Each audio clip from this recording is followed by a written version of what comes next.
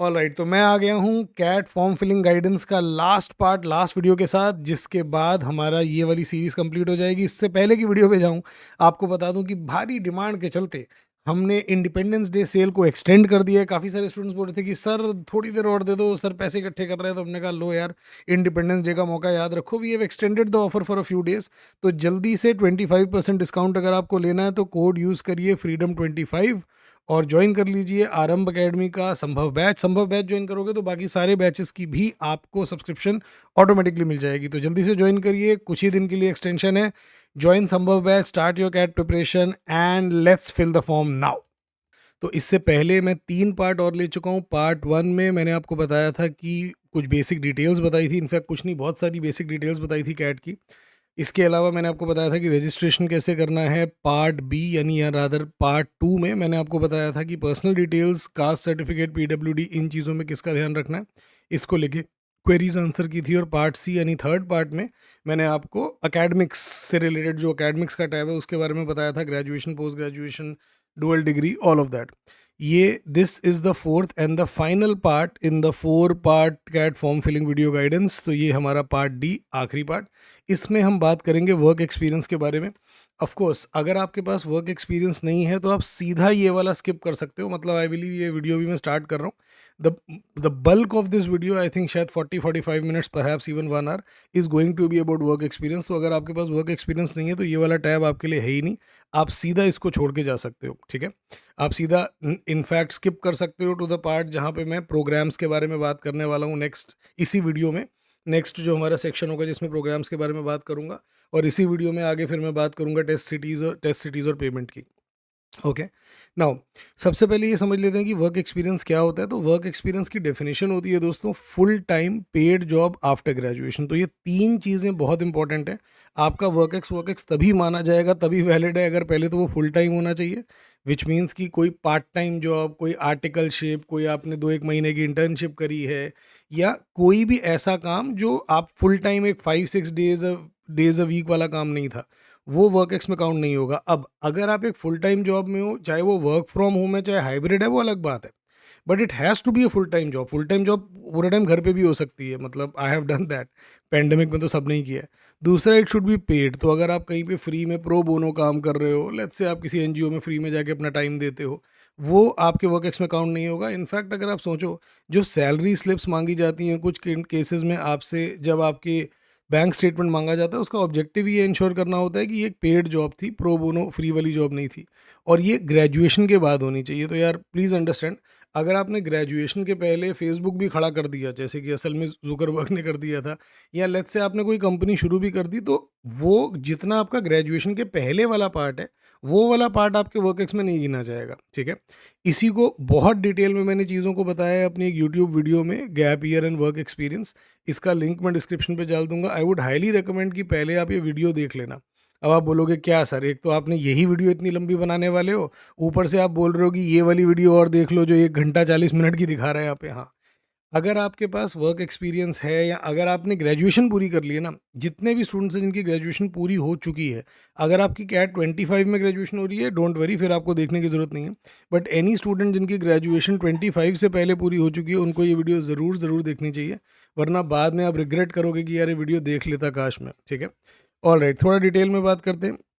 जैसे मैंने बताया, वर्क एक्सपीरियंस तभी होता है जब वो फुल टाइम हो। आपकी कोई प्रोजेक्ट आपने किया था, या लेट्स से कुछ लोग करते हैं कि वेबसाइट बिल्ड करते हैं इंडिविजुअल क्लाइंट के लिए, या फिर लेट्स से अगर आप होम ट्यूशन्स पढ़ाते हो बच्चों को घर बुला के, या आप किसी के घर जाके ट्यूशन पढ़ाते हो, तो you may be doing other things जिससे आपको पैसे मिलते हैं, बट अगर वो फुल टाइम जॉब नहीं है तो वो वर्क एक्स में काउंट नहीं होगी। भले ही आप ITR वगैरह फिल करते हो अपना, वो कोई, उससे कोई फ़र्क नहीं पड़ता।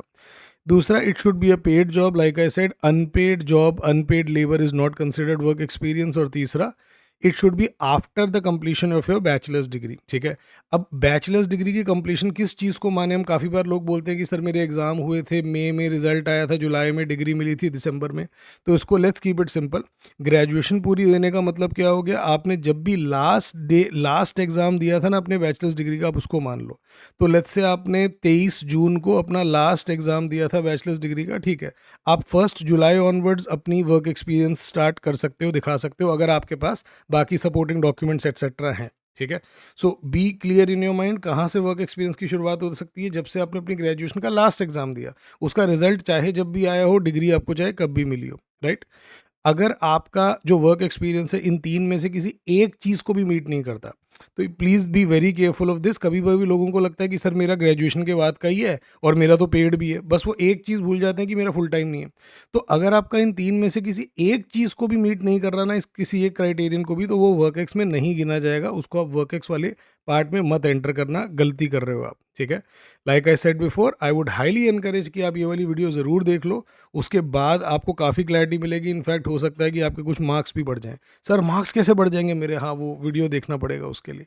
ऑलराइट, कुछ एफएक्यूज ले लेता हूँ पहले वर्क एक्स को लेके। I got a job in December 23 but I had a back which for which I appeared and cleared in July 24। Hence the graduation date is July 24। From when can I start my work experience? तो बिल्कुल, तो पहले तो आपकी job भले ही दिसंबर में आपको मिल गई हो, बट आपकी ग्रेजुएशन तो जुलाई 24 में पूरी हुई ना। तो आप जुलाई 24 ऑनवर्ड्स ही स्टार्ट करोगे वर्क एक्स, आप दिसंबर 20 ऑनवर्ड्स नहीं दिखा सकते। तो जब भी आपने अपने इस बैक का एग्ज़ाम दिया था, आप उस डेट को, जिस डेट को आपने एग्ज़ाम दिया था, उसके अगले दिन से अपना वर्क एक्स शो कर सकते हो, ओके? मैं ये एज्यूम कर रहा हूँ कि ये वाला एग्ज़ाम क्लियर करना ज़रूरी था आपके बीटेक कंप्लीशन के लिए। अगर आप बोलते हो नहीं सर बिना इस डिग्री के भी मेरा तो मेरी डिग्री पूरी, बिना इस एग्ज़ाम के भी मेरी डिग्री पूरी हो सकती है, तो ठीक है, then it is fine. But अगर आप बोलते हो कि नहीं, अनलेस मतलब this exam is mandatory for me to complete my degree, फिर तो जिस दिन आपने इस बैक वाले सब्जेक्ट का एग्ज़ाम दिया, वहाँ से उसके अगले दिन से आप अपना वर्क एक्स स्टार्ट कर सकते हो। ओके, मैंने अपनी ग्रेजुएशन कंप्लीट होने के बाद 4 मंथ की इंटर्नशिप की थी, क्या वो वर्क एक्स में काउंट होगी? नहीं। और एनीवे अगर आप इसको समहाउ वर्क एक्स में दिखा भी लेते हो, अगेन इसका सही आंसर ये है कि वो डिपेंड करता है कि आपकी इस इंटर्नशिप जो आपने करी थी, इसको आपको जो सर्टिफिकेट मिला है, लेटर मिला है, उस पे क्या लिखा है। अगर तो बड़ा-बड़ा लिखा हुआ है इंटर्नशिप लेटर, इंटर्नशिप सर्टिफिकेट, तो छोड़ दो, फिर तो बिल्कुल काउंट नहीं होगा। बट हाँ, अगर आपकी ऑर्गेनाइजेशन लिख के देती है कि भाई एक्स बंदे ने हमारे साथ काम किया at this position from this point to this point and we wish him all the best, मतलब अगर वो कंपनी उस लेटर पे कहीं पे इंटर्नशिप मेंशन नहीं कर रही और मेंशन कर रही है कि बस इस बंदे ने हमारे यहाँ पे काम किए इस टाइम से इस टाइम तक इस रोल में, और वो रोल में कहीं इंटर्न शब्द नहीं आ रहा, मैनेजमेंट ट्रेनी आए बाकी कुछ भी है चलेगा, इंटर्न शब्द नहीं आ रहा, तब आप एक्चुअल में उसको वर्क एक्स दिखा सकते हो। बट ओनली देन जब आपके वो लेटर को देख के क्लियरली पता नहीं लगे कि अरे तो इंटर्नशिप थी। दूसरा, आप इसकी ज़्यादा लोड मत लो, क्योंकि 4 महीने का वर्क एक्स 99% बी स्कूल में आपको इसका कोई फ़ायदा भी नहीं मिलने वाला। Okay, I have started my work pre graduation 12th basis पे फ्रॉम दिसंबर 2021, और फिर मैंने इग्नू से अपनी ग्रेजुएशन करी दिसंबर 22 पे। तो वर्क एक्स कॉलम में मेरी जॉइनिंग डेट क्या रहेगी? तो पहले तो देखो कि आपने जो 12th पूरी करी थी, आपने प्री ग्रेजुएशन जो वर्क एक्स किया था, पहले तो वो काउंट नहीं होगा, पहले तो ये क्लियर कर लो। आपकी ग्रेजुएशन दिसंबर 22 से पूरी हुई, हाँ, वहाँ से आपकी वर्क एक्सपीरियंस स्टार्ट हो सकता है, ठीक है? ओके, तो जैसा मैंने बताया वर्क एक्स ग्रेजुएशन के बाद वाला काउंट होता है, तो इसलिए आप जनवरी 23 ऑनवर्ड स्टार्ट कर सकते हो अपना work experience. So basically let's say आपकी ग्रेजुएशन में, अगर यहाँ पे थोड़ा सा ग्राफ बना के आपको समझाऊँ, लेट्स से दिसंबर 18 से दिसंबर 22 तक आपकी ग्रेजुएशन थी, ठीक है? तो इसमें आपने वर्क एक्सपीरियंस एक्चुअली शुरू कर दिया था 1 साल पहले, लेट्स से वर्क एक्स आपका यहाँ से शुरू हो गया था, ये आपका टोटल वर्क एक्स है। अब इसमें से कैट में आप कितना वर्क एक्स दिखा सकते हो? कैट में इसमें आप सिर्फ यही वाला पार्ट दिखा पाओगे, जो ग्रेजुएशन का पार्ट है ना, ये बाद वाला पार्ट है। So only this part will be counted as work ex. ये वाला जो आपका पार्ट है जो ग्रेजुएशन से ओवरलैप कर रहा है, ये वर्क एक्स में काउंट नहीं होगा, okay? I want to know what to mention in the work ex graduation. My graduation exam was over in April 2022। उसके बाद से मैंने एक फुल टाइम कंपनी ज्वाइन कर ली, ठीक है, मेरे पास सारी salary slips of income prove है। हाउएवर एग्ज़ाम का रिजल्ट डिक्लेयर हुआ सितंबर 22 में। तो जैसा मैंने बोला, एग्ज़ाम का रिजल्ट कब डिक्लेयर होता है उससे कोई फ़र्क नहीं पड़ता, हम ये देखते हैं कि आपने अपने लास्ट एग्ज़ाम कब दे दिए थे। तो अगर आपके एग्ज़ाम अप्रैल 22 में हो गए थे, तो आप मई 22 से अपना वर्क एक्सपीरियंस दिखा सकते हो। Hello, my job started in April 22 but I gave final graduation exam in June 22। Okay, तो जॉब ग्रेजुएशन अप्रैल 22 में हो गई थी, बट जॉब अप्रैल 22 में स्टार्ट हो गई थी, बट फाइनल ग्रेजुएशन एग्जाम जून 22 में दिया। हाँ, तो ये अप्रैल से शुरू हुई हो उससे पहले शुरू हुई हो मतलब नहीं है। आपकी जब ग्रेजुएशन के एग्ज़ाम आपने दिए उसके बाद से ही आप वर्क एक्स दिखा सकते हो। तो ऑल्दो आपने असल में अप्रैल 22 में काम करना शुरू कर दिया था, बट आपका वर्क एक्स जुलाई 22 से स्टार्ट माना जाएगा। What is the minimum work experience required for CAT? There is no minimum work experience for CAT. Understand? CAT is an exam. ये जो कंडीशन होती है ना कि कम से कम इतना वर्क एक्स होना चाहिए, ये एग्जाम की कंडीशन नहीं होती। जैसे मैंने रिजर्वेशन को लेके भी बताया था कि एग्जाम में कोई रिजर्वेशन नहीं होती, रिजर्वेशन बी स्कूल में होती है। इसी तरीके से when we talk about work experience, तो वर्क एक्सपीरियंस के कितने मार्क्स होते हैं, क्या वर्क एक्सपीरियंस मैंडेटरी है, ये B school to B school vary करता है। एग्जाम में की कोई मिनिमम कंडीशन नहीं होती वर्क एक्स की। अगर आप बोलो अच्छा सर आई में कितना मिनिमम वर्क एक्स चाहिए, अगेन आई कोई मिनिमम वर्क एक्स नहीं मांगते। हाउएवर वो वर्क एक्स को वैल्यू करते हैं, वर्क एक्स के मार्क्स देते हैं, और अगेन उसके लिए वो जो मैंने वीडियो आपको बार बार बता रहा हूँ गैप एंड वर्क एक्स वाली, वो देखोगे तो आपको पता लग जाएगा कि किस तरीके से कितने मार्क्स देते हैं, कितने वर्क एक्स के, कितना वर्क एक्स होना आइडियल है, कितने कितने किस पॉइंट के आगे अगर आप चले जाओ तो वर्क एक्स अपने आप में नुकसान बन जाता है, दो धारी तलवार है। तो वो सब आपको वहाँ मिलेगा। बट अभी के लिए जान लो कि वर्क एक्स होना मैंडेटरी नहीं है। ऐसा नहीं है कि कम से कम इतना वर्क एक्स होना चाहिए। I can tell you, zero work ex वाले स्टूडेंट्स भी टॉप बी स्कूल में सेलेक्ट होते हैं क्योंकि वो बाकी चीज़ों में अच्छा परफॉर्म करते हैं, right. But yes, having a work ex is an advantage, it gets you marks. कम से कम 6 महीने का वर्क एक्स होगा तभी आपको मार्क्स मिलते हैं in almost all B schools, एक आध एक्सेप्शन हो सकते हैं। And your work ex is counted only till 31 July of this year. तो 31 जुलाई 2025 तक जो वर्क एक्स है वो काउंट होगा कैट में। तो सर उसके आगे का वर्क एक्स बेकार है, बेकार नहीं है। उसके आगे का वर्क एक्स सेकेंड लेवल पे जब आप कैट दे लोगे, अलग अलग बी स्कूल आपको कॉल करेंगे इंटरव्यू के लिए, वो आपको दोबारा से फॉर्म देंगे कि ये लो जी फॉर्म फिल करो अब हमारा बी स्कूल का। तो वहाँ पे वो आपसे पूछेंगे कि आपके पास अभी तक का कितना वर्क एक्स है। तो वहाँ पे आप मेंशन करोगे कि भाई as on let's say December 31, 2035, जो भी उनकी कट ऑफ डेट होगी। अब वो हो सकता है December 25 हो, January 25 हो, March 25 हो। तो वो नई कट ऑफ आपको देंगे, उसके हिसाब से आप अपना वर्क एक्स बताओगे, और वो वर्क एक्स तब तक और बढ़ गया होगा। अगर 31 जुलाई पे आपका वर्क एक्स 6 मंथ्स है, तो ऑब्वियसली बाय 31 दिसंबर आपका वर्क एक्स 1 ईयर हो गया होगा अगर आप जॉब कंटिन्यू करते हो। Will it be okay if I add work ex in the CAT form when I have resign to prepare for CAT? Yes. अगर आपके पास वर्क एक्स है, चाहे आप उस जॉब से रिजाइन भी कर चुके हो, बट लेट्स से आपने 6 7 8 9 10 महीने काम किया था, तो बिल्कुल आप वो डालिए। अगर 6 महीने का वर्क एक्स भी है तो देर आर बी स्कूल्स जो 6 महीने के भी मार्क्स देते हैं। ऑल्सो अगर आप ये 6 महीने का वर्क एक्स नहीं डालते तो फिर तो ये गैप हो जाएगा ना।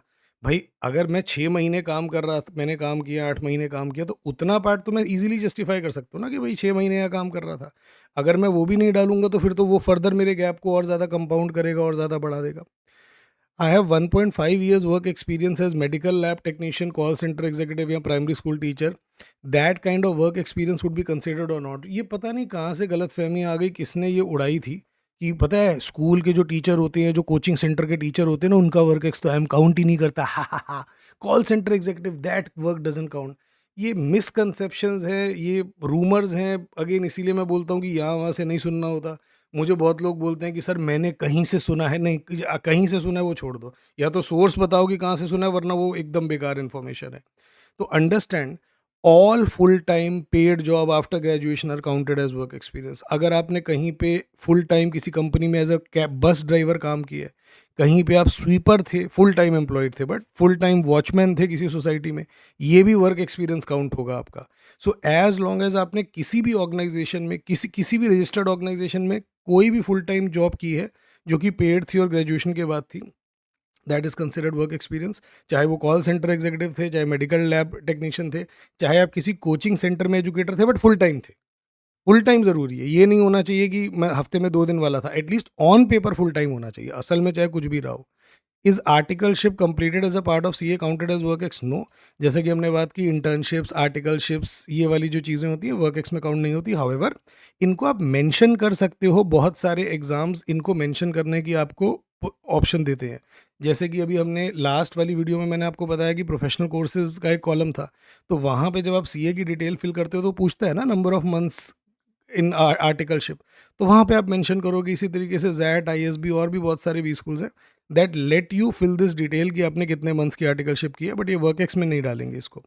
वर्क एक्स के लिए कंपनी का प्राइवेट लिमिटेड होना ज़रूरी है? इफ़ नॉट, और व्हाट इज़ द क्राइटेरिया? नहीं, आपके वर्क एक्स को वैलिड होने के लिए ऐसा बिल्कुल ज़रूरी नहीं है कि जिस कंपनी में आपने काम किया वो प्राइवेट लिमिटेड हो। It could be sole proprietorship, it could be limited liability partnership, it could be just a partnership. Further ज़रूरी नहीं है कि वो कंपनी जीएसटी रजिस्टर्ड हो। यार जीएसटी रजिस्ट्रेशन के लिए एक सर्टन थ्रेशोल्ड से ऊपर होना चाहिए। ऑल्सो ये भी ज़रूरी नहीं है कि वो कंपनी का पीपीएफ डिडक्शन होता हो। पीछे अभी कुछ लोग बोल रहे थे सर हमने सुना है कि अगर पीपीएफ डिडक्ट ना हो तो वो वर्क एक्स काउंट नहीं होता, ऐसा कुछ नहीं है।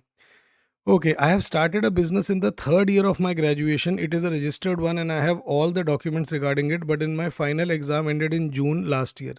तो how should I calculate my work experience? तो देखो, जैसा मैंने बताया कि आपने ड्यूरिंग ग्रेजुएशन अगर बिजनेस भी शुरू कर दिया, जॉब करी, एक ही बात है, वो वाला पार्ट काउंट नहीं होगा वर्क एक्स में जो आपके ग्रेजुएशन के साथ कोइंसाइड करता है। सो अंडरस्टैंड दिस, आपका वर्क एक्स है, ये आपकी ग्रेजुएशन है, ये एंड टू एंड हो सकती हैं, बट ये ओवरलैप नहीं कर सकती, मतलब इनमें बिल्कुल भी ओवरलैप पॉसिबल नहीं है। तो देखो, आपका जून में ग्रेजुएशन पूरी हुई तो आप जुलाई ऑनवर्ड्स अपना वर्क एक्स दिखा सकते हो। आप यूँ दिखा लो कि 1 जुलाई 2000 जो भी आपने जब भी ग्रेजुएशन पूरी करी, तो 1 जुलाई से अपना ग्रेजुएशन दिखा लो और उसके बाद सॉरी, जून में आपकी ग्रेजुएशन हो गई, 1 जुलाई से अपना वर्क एक्स दिखा लो और उसके आगे का पूरा वर्क एक्स दिखा लो आप, राइट? फर्दर आई होप कि आपने अगर कंपनी शुरू की है तो उसका मतलब आप ये नहीं लेके चल रहे ना कि भाई मैंने तो कंपनी शुरू की, कंपनी के अकाउंट में पैसा आ रहा है मतलब मेरे अकाउंट में आ रहा है, नहीं। प्लीज़ अंडरस्टैंड, आपने अगर कोई बिज़नेस शुरू भी किया है या लेट्स से आपके पापा का बिज़नेस है, मेक श्योर कि उस कंपनी का पहले तो आप एक अकाउंट खुलवाएं। जैसे लेट्स से आपने एक कंपनी शुरू कर दी डामाडोल प्राइवेट लिमिटेड, तो डामाडोल प्राइवेट लिमिटेड या डामाडोल के नाम से अपना एक बैंक अकाउंट खुलवाइए, बिजनेस अकाउंट खुलवाइए, और उस बिजनेस अकाउंट से आपको अपने पर्सनल अकाउंट में सैलरी लेनी है। ध्यान दो इस बात को, आपका एक कंपनी का अकाउंट होगा और आपका एक अपना पर्सनल अकाउंट होगा। कंपनी के अकाउंट से हर महीने आपके पर्सनल अकाउंट में एक सैलरी आनी चाहिए। सर बट मेरी तो कंपनी है, मैं तो मालिक हूँ, मुझे कौन सैलरी देगा? अंडरस्टैंड, एलॉन मस्क, अंबानी, जितने भी लोग हैं जो अपनी शुरू की हुई कंपनी में सीईओ बन के काम कर रहे हैं, किसी भी लेवल पे काम कर रहे हैं, उनकी अलग से इस काम की अलग सैलरी आती है। उनको अपने काम के लिए एक अलग से कॉम्पनसेशन मिलता है, तो आपको भी उसी तरीके से हर महीने अपने पर्सनल अकाउंट में सैलरी लेनी है, बिजनेस अकाउंट से। पापा के अकाउंट से सीधा सीधा मत ले लो, कंपनी का अकाउंट बनाओ। Okay, up till what date would the work ex be counted? Shall I count my work ex to this date? नहीं, ये इस सवाल का आंसर अलग अलग बी स्कूल और अलग अलग एग्जाम फॉर्म के लिए अलग अलग होगा। अगर आप पूछो कि कैट में कब तक वर्क एक्स काउंट होगा, तो वो डेट क्लियर है, 31 जुलाई। तो हो सकता है कि आप में से काफ़ी लोग 31 जुलाई के बाद भी काम करें, स्टिल आप अपना वर्क एक्स सिर्फ 31 जुलाई तक ही काउंट करेंगे। क्यों? क्योंकि ऐसा कैट के फॉर्म में दिया हुआ है। All right, I joined a job in March this year. मेरा वर्क एक्स 31 जुलाई तक would be less than 6 months. Does it make sense for me to enter work experience? Yes, I would highly recommend कि अगर आपका work ex 6 महीने से कम भी हो रहा है तो भी आप बिल्कुल इसको एंटर करिए। क्या रीजन है? पहला, जब तक आप शॉर्टलिस्ट हो गए सेकंड स्टेज पे, तब तक तो ये 6 महीने से ऊपर हो जाएगा। अगर आप जॉब कंटिन्यू कर रहे हो तो वहाँ पे आपको इसका फ़ायदा मिलेगा। दूसरा, कुछ ज़्यादा नहीं, कुछ ऐसे बी स्कूल है जहाँ पे आपको इसके भी कुछ मार्क्स मिल जाएंगे। So there are certain B school जो 3 महीने के ऊपर भी वर्क एक्स के मार्क्स देने लगते हैं। बहुत कम है ऐसे, बट कुछ टॉप आईआईएम भी हैं। नो, ये अपने आप में रीज़न हो गया कि यार अगर मेरे को आधा मार्क, मेरे को 0.2 मार्क भी मिल रहा है तो मैं वो क्यों छोड़ूं। दूसरा, अगर आप ये नहीं शो करते तो ये आपके गैप में काउंट हो जाएगा ना। भाई सोचो, अगर आपकी ग्रेजुएशन पूरी हुई थी जुलाई 24 में, ठीक है, आपके पास वर्क एक्स है लेट्स से फरवरी टू जुलाई 25 का, तो ऑब्वियसली ये 6 महीना नहीं हो रहा। तो आप सोच रहे हो कि ये 6 महीने का एंटर करूँ या ना करूँ, बट सोचो अगर आप ये 6 महीने का एंटर करते हो तो आपका गैप कब से कब तक हुआ? जुलाई 24 से फरवरी 25 तक का ही हुआ, आपका गैप कम हो गया ना। अगर आप ये मेंशन नहीं करते तो फिर तो 24 से पूरा ही आपका गैप में आ जाएगा। तो it is better to have something, it is better to have a shorter shorter gap. तीसरा ये भी है यार कि आपसे बी स्कूल इंटरव्यूज़ में वो सवाल पूछते हैं, किन चीज़ों के बेसिस पे पूछते हैं? यही ना कि आपने क्या पढ़ाई की, क्या जॉब किया। तो अगर आपने 4-5 महीने भी कहीं काम किया तो आपको पता है कि अब आपके इंटरव्यू में इसको लेके सवाल पूछेंगे। अब आप बोलोगे हाँ सर ये तो दिक्कत है ना, फिर इसको लेके सवाल पूछेंगे। 2 तरीके से देख सकते हो, या तो ये प्रॉब्लम है कि मुझे इसको लेके सवाल पूछेंगे, मुझे जवाब देना पड़ेगा। दूसरा, आप यूँ भी तो देख सकते हो कि अरे अच्छी बात है ना, अगर इसको लेके सवाल पूछेंगे, तो इसको लेके मैं पहले से प्रिपेयर कर लेता हूँ। सी, मेरे लिए अच्छा क्या है कि मुझे पता ही नहीं है कि मेरे से क्या पूछेंगे, या मुझे पता है कि ये वाली चीज़ पूछेंगे so that I can prepare for it better. अगर कल मेरा एक एग्ज़ाम है और मुझे पहले से पता लग जाए कि ये वाला क्वेश्चन आने वाला है, तो ये अच्छा है कि बुरा है? बहुत अच्छा है। नाउ दैट आई नो कि ये वाला सवाल एग्जाम में आने वाला है, तो अब तो इसके लिए मैं एकदम रगड़ के तैयारी करूंगा, इसको तो मैं ऐसे आंसर प्रिपेयर करूंगा कि सामने वाला इंप्रेस हो जाए। तो इफ अगर आपको वर्क एक्स 6, 7, 4, 5 जितने भी महीने का है, अगर वो वर्क एक्स आप मेंशन करते हो and because of that interviewer उस वर्क एक्स को लेके सवाल पूछता है, तो good for you, prepare well for that, for those questions. Okay, अगर आपको लगता है कि नहीं सर मैं उस बारे में बात करना ही नहीं चाहता हूँ, मैं खुद ही नहीं करना चाहता उस बारे में बात, ठीक है, फिर मत डालो। बट देन फिर आपको जो इसका बेनिफिट मिलता है इसके मार्क्स का सेकंड स्टेज पे वो नहीं मिलेगा। I have been working in my family business for 3 years, can I show that as work experience? तो बिल्कुल, आप अगर अपने फैमिली बिजनेस में भी काम कर रहे हो तो इसको एज वर्क एक्सपीरियंस शो कर सकते हो आप। आपको इंश्योर ये करना है कि आपके जो ग्रेजुएशन के बाद वाला पार्ट है सिर्फ वो वाला पार्ट अपने वर्क एक्सपीरियंस में दिखाना। आपको फॉर एग्जांपल अगर आपकी ग्रेजुएशन अगस्त 22 में पूरी हुई थी तो आप 1 सितंबर 2022 ऑनवर्ड से अपना दिखा दो कि ये मेरा वर्क शुरू हो गया था, 31 जुलाई 25 तक है। क्या क्या चीज़ें चाहिए होंगी आपको इसके लिए? एक्सपीरियंस लेटर चाहिए होगा, ऑफर लेटर चाहिए होगा, वो आपकी अपनी कंपनी आप बना ही लोगे। सैलरी स्लिप्स चाहिए होंगी, वो सैलरी स्लिप्स भी आप बना लोगे। बैंक अकाउंट स्टेटमेंट कुछ बी स्कूल मांग सकते हैं। अब ये क्लियर कर दो यार, ऐसा नहीं है कि सारे B school bank account statement मांगते हैं। इनफैक्ट कोई भी ब्लैकी वाला बी स्कूल नहीं मांगता bank account statement.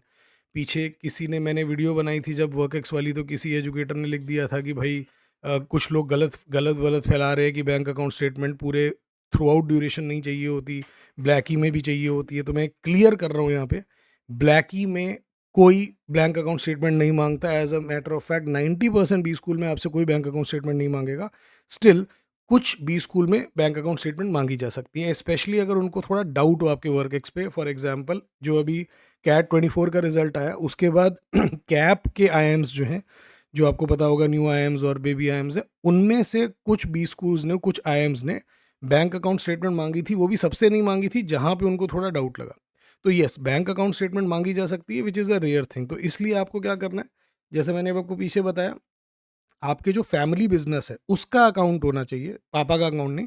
Family business का एक अकाउंट खुलवाओ, अपना एक अकाउंट खुलवाओ। हर महीने फैमिली बिजनेस के अकाउंट से आपके अकाउंट में आपकी सैलरी आनी चाहिए, जो भी आपकी डेजिग्नेशन के हिसाब से अप्रोप्रिएट सैलरी है। अब हो सकता है आप मैनेजर का रोल ले रहे हो सकता है आप सीनियर मैनेजर, जो भी ले रहे हो उस हिसाब से एक सैलरी लेते रहो, ठीक है। So these are the documents जो होंगे। और इसके अलावा पैनल आपसे ऑफकोर्स सवाल तो पूछेगा ही, इंटरव्यू में आपसे क्वेश्चन पूछे जाएंगे, अच्छा क्या बिजनेस है, क्या करते थे। नाउ मेरा सजेशन है यहाँ पे, अगेन मतलब अलग अलग लोग यहाँ पे थोड़ा डिसएग्री भी कर सकते हैं। मेरा सजेशन ये है कि कुछ बी स्कूल्स ऐसे हैं जो फैमिली बिजनेस को वर्क एक्स में काउंट नहीं करते। वो फैमिली बिजनेस को एक्नॉलेज करते हैं कि हाँ ठीक है आपका फैमिली बिजनेस था, आपने किया, हम मानते हैं, बट उसको वर्क एक्स काउंट नहीं करते। तो मेरा सजेशन आपको ये है कि आपका अगर फैमिली बिजनेस है ना, तो आप उसको एज फैमिली बिजनेस दिखाओ ही मत। आप बस उसको एक नॉर्मल जॉब की तरह दिखाओ, एक रेगुलर ऑर्गेनाइजेशनल जॉब की तरह दिखाओ कि भाई ये कंपनी है और मैं इस कंपनी में काम करता था। लेट्स से अगर कल्याण ज्वेलर्स आपके पापा का है, वैसे तो कल्याण ज्वेलर आपके पापा का होगा तो कैट कहाँ करोगे आप, कुछ और बढ़िया करोगे। बट लेट्स से अगर कोई आपके पापा की कंपनी है, चलती कंपनी है, तो आप ये डिक्लेयर मत करो ना कि मेरे पापा की है। आप बस यूँ ही दिखाओ कि मैं कल्याण ज्वेलर में इस रोल पे काम करता है, मैंने इतने टाइम काम किया।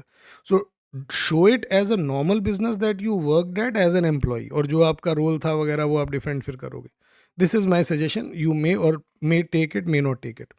I have been working in my family business for 6 years. Can I show that as work experience? You can, but I highly recommend that you reduce it to 3 to 4 years. 6 साल का work experience मत दिखाओ, आपको नुकसान होगा इसका।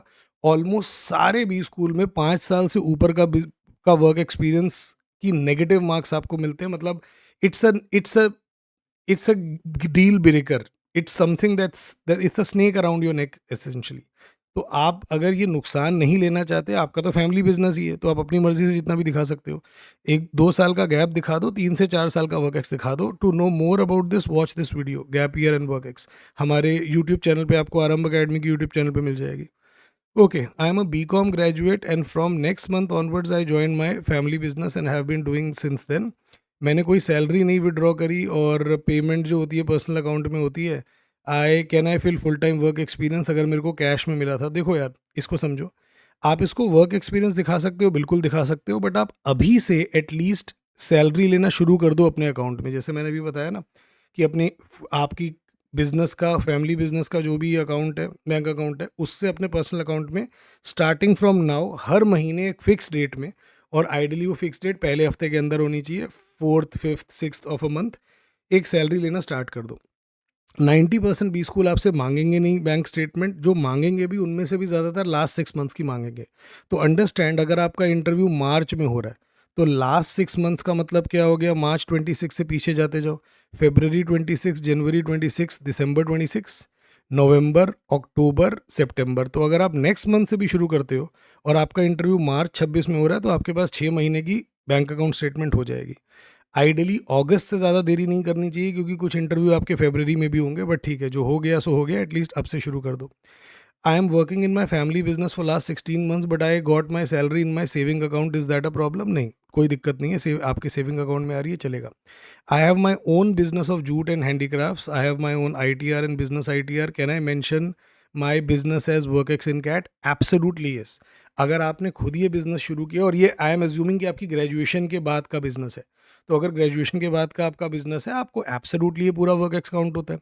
अगर आपने ड्यूरिंग ग्रेजुएशन ये शुरू किया था, तो इस बिजनेस का जो पार्ट आपके ग्रेजुएशन के बाद है, जैसा पहले एक्सप्लेन किया, आप उसको इंक्लूड करो।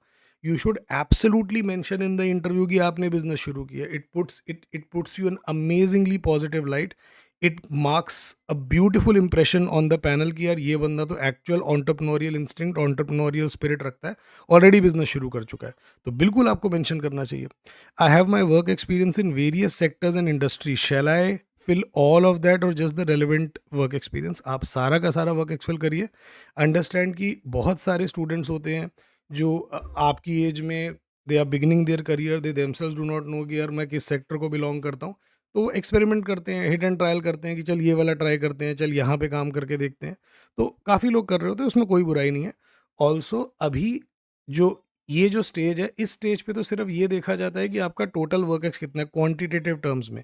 वो किस इंडस्ट्री में है, अलग अलग इंडस्ट्री में है, एक ही इंडस्ट्री में, उससे कोई फर्क पड़ता नहीं है। तो बिल्कुल आप ये सारा का सारा वर्क एक्स डालिए। I have work ex of over 1 year, but in fragments of 2-3 months at different places. Shall I mention this? अब यार देखो, ये वाली चीज़ अपने आप में दिक्कत है। आप में से कुछ लोग होंगे जिनका वर्क एक्स होगा ये कि 2 महीने यहाँ, 3 महीने यहाँ, 2.5 महीने यहाँ, मतलब घाट घाट का पानी पिया, 10 जगह मुंह मारा।